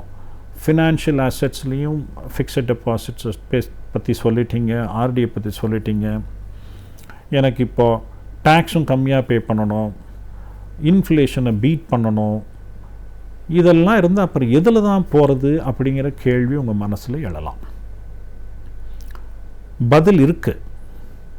அதுக்கு ஒரு முக்கியமான ஒரு துறை, அதுக்கு பதில்னு உண்மையாக பதில் எதிர்பார்த்தீங்க அப்படின்னா பங்குச்சந்தைன்னு தான் சொல்லுவேன், ஷேர் மார்க்கெட்னு சொல்லுவேன். இந்த வார்த்தை கேட்ட உடனே நிறைய பேருக்கு இதை பற்றி நல்ல அபிப்பிராயம் இருக்கா என்னங்கிறது எனக்கு தெரியாது. ஆனால் உண்மை என்ன அப்படின்னா, இந்த பங்குச்சந்தை வந்து ஒரு அங்கீகரிக்கப்பட்ட ஒரு சந்தை ஷேர் மார்க்கெட். இதற்கு ஒரு ரெகுலேட்டர் இருக்கார். கவர்மெண்ட்டால் அப்பாயிண்ட் பண்ணப்பட்ட செபி என்ற அமைப்பு இதை ஒழுங்காக கவனித்து கொண்டிருக்கிறது. இந்த ஷேர் மார்க்கெட்டில் போயிட்டு நல்லபடியாக லாங் டேர்ம் நீண்ட கால அடிப்படையில் இன்வெஸ்ட் பண்ணி பணம் சம்பாதிச்சவங்க நிறைய பேர் இருக்காங்க. அதே நேரத்தில் இதில் போய் சரியாக புரியாமல் விவரம் தெரியாமல் வர்த்தகம் பண்ண போகிறேன்ட்டு போய் பணத்தை விட்டவங்களும் நிறைய பேர் இருக்காங்க. இப்போ வந்து ரிஸ்க் இருக்கா இல்லையா, அதுக்கு பதில் என்ன அப்படின்னு கேட்டிங்கன்னா ரிஸ்க் இருக்குது. ரிஸ்க் எப்படி இருக்குது அப்படின்னா, ஷேருங்கிறது என்ன? ஒரு கம்பெனியினுடைய ஷேர் என்பது அதை ஒருவர் வாங்கி கொள்வாரேயானால் அவர் அந்த கம்பெனிக்கு ஒரு பகுதி சொந்தக்காரர் ஆகிறார், அந்த கம்பெனியுடைய ஓனரே ஆகிறான்னு வச்சுக்கோங்க. அந்த பர்சன்டேஜ் ப்ரோரேட்டா பேசிஸில் அவர் ஓனர் ஆகிடுறார். ஓனர் ஆகினா என்ன அர்த்தம்? கம்பெனிக்கு வர ப்ராஃபிட்ஸில் ஒரு ஷேர் அந்த ஷேருக்கு போகுது. கம்பெனி வளர வளர அந்த ஷேரினுடைய விலையும் அதிகரித்து கொண்டே போகும். கம்பெனி சரியாக பண்ணலை அப்படின்னா ஷேர் ப்ரைஸ் கீழே ட்ராப் ஆகிடும். இது ஒரு ரிஸ்க்கு. ரெண்டாவது, இப்போ நீங்கள் பாருங்கள், இன்ஃபோசிஸ்னு ஒரு கம்பெனி 1993 9,500 ரூபாயில் முதல் தடவையாக ஒரு 100 ஷேர் கொடுத்தாங்க. இன்றைக்கி அதோட வேல்யூன்னு பார்த்தீங்க அப்படின்னா கிட்டத்தட்ட ஒரு 5.5 கோடியாக இருக்கும். இதுக்கு என்ன காரணம் அப்படின்னா, நீண்ட கால இன்வெஸ்ட்மெண்ட். அதாவது 93 வாங்கி இன்றைக்கி வரைக்கும் இருக்கிறதுனால அந்த வளர்ச்சியோடு சேர்ந்து ஷேர் ஹோல்டரும் அவருடைய சொத்தினுடைய விலையை அதிகரித்து கொண்டிருக்கிறார். இதை பற்றி இன்னும் கொஞ்சம் பார்ப்போம், அடுத்த எபிசோடில் பார்ப்போம். நன்றி.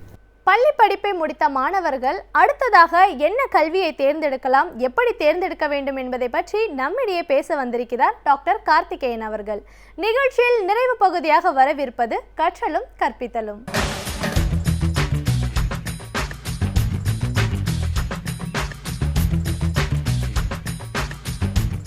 வணக்கம்.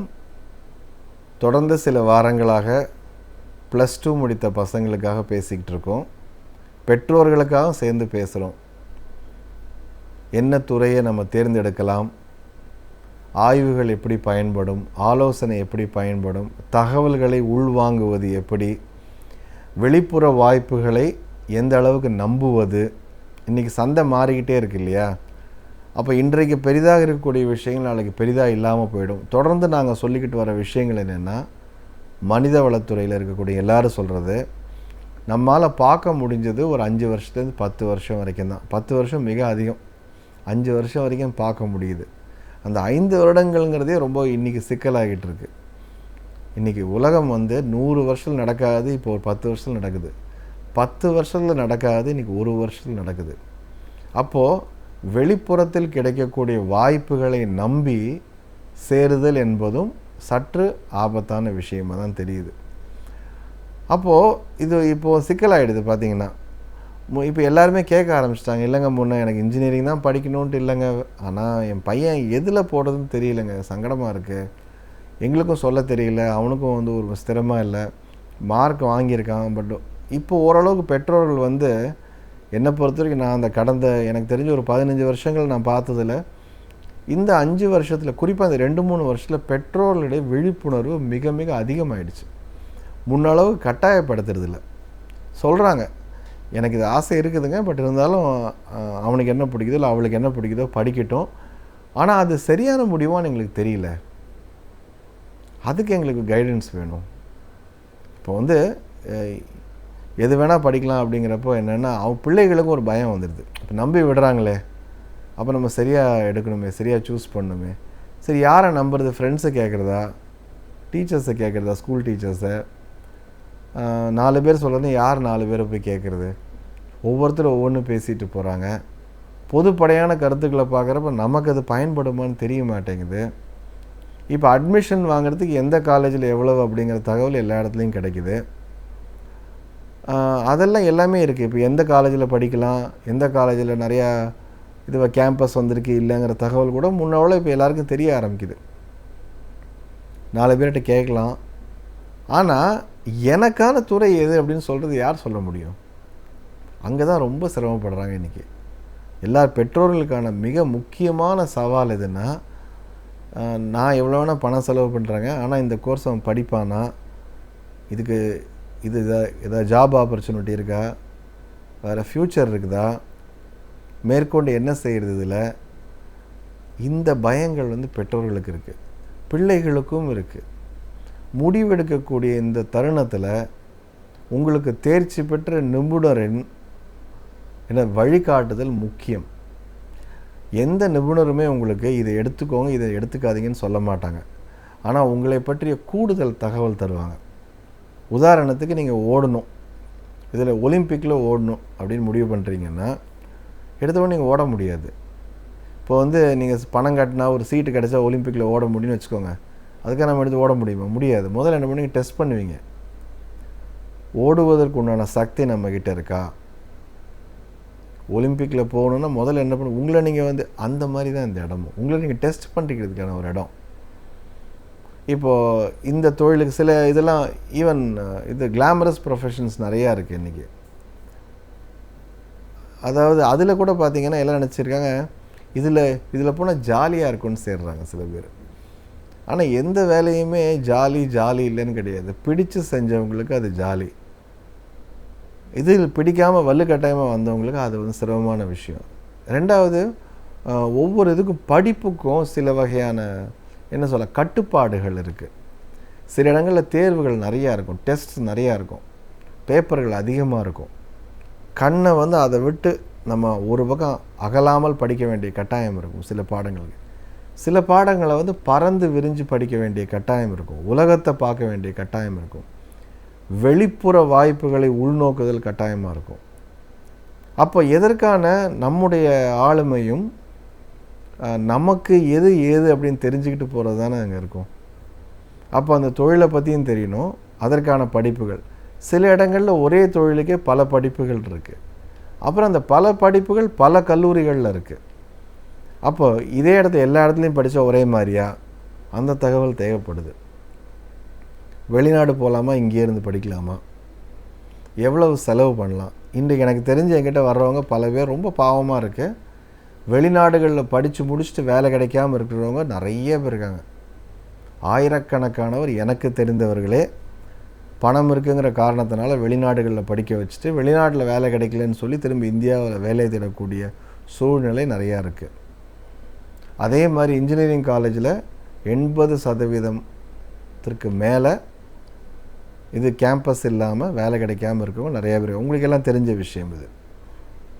அப்போது ஒவ்வொரு படிப்புலேயுமே ஒரு மேல் தட்டு 10 அல்லது 20% அதிகபட்சமாக உடனடி வேலைக்கு போகுது. அப்போ மேற்படிப்பு, தொழில், வேறு தேர்வு எழுதுதல், இதற்கான சாத்தியக்கூறுகள் என்ன அப்படிங்கிறத பார்க்க வேண்டிய கட்டாயம் வந்திருக்கு. இப்போது முன்ன மாதிரி யாருமே இப்போ டிகிரி முடிச்சுட்டு வேலைக்கு போகணும் அப்படிங்கிறது மட்டும் இல்லாமல் சரி அது இல்லைன்னு அடுத்து என்ன பண்ணலாங்கங்கிறத பேச ஆரம்பிக்கிறாங்க.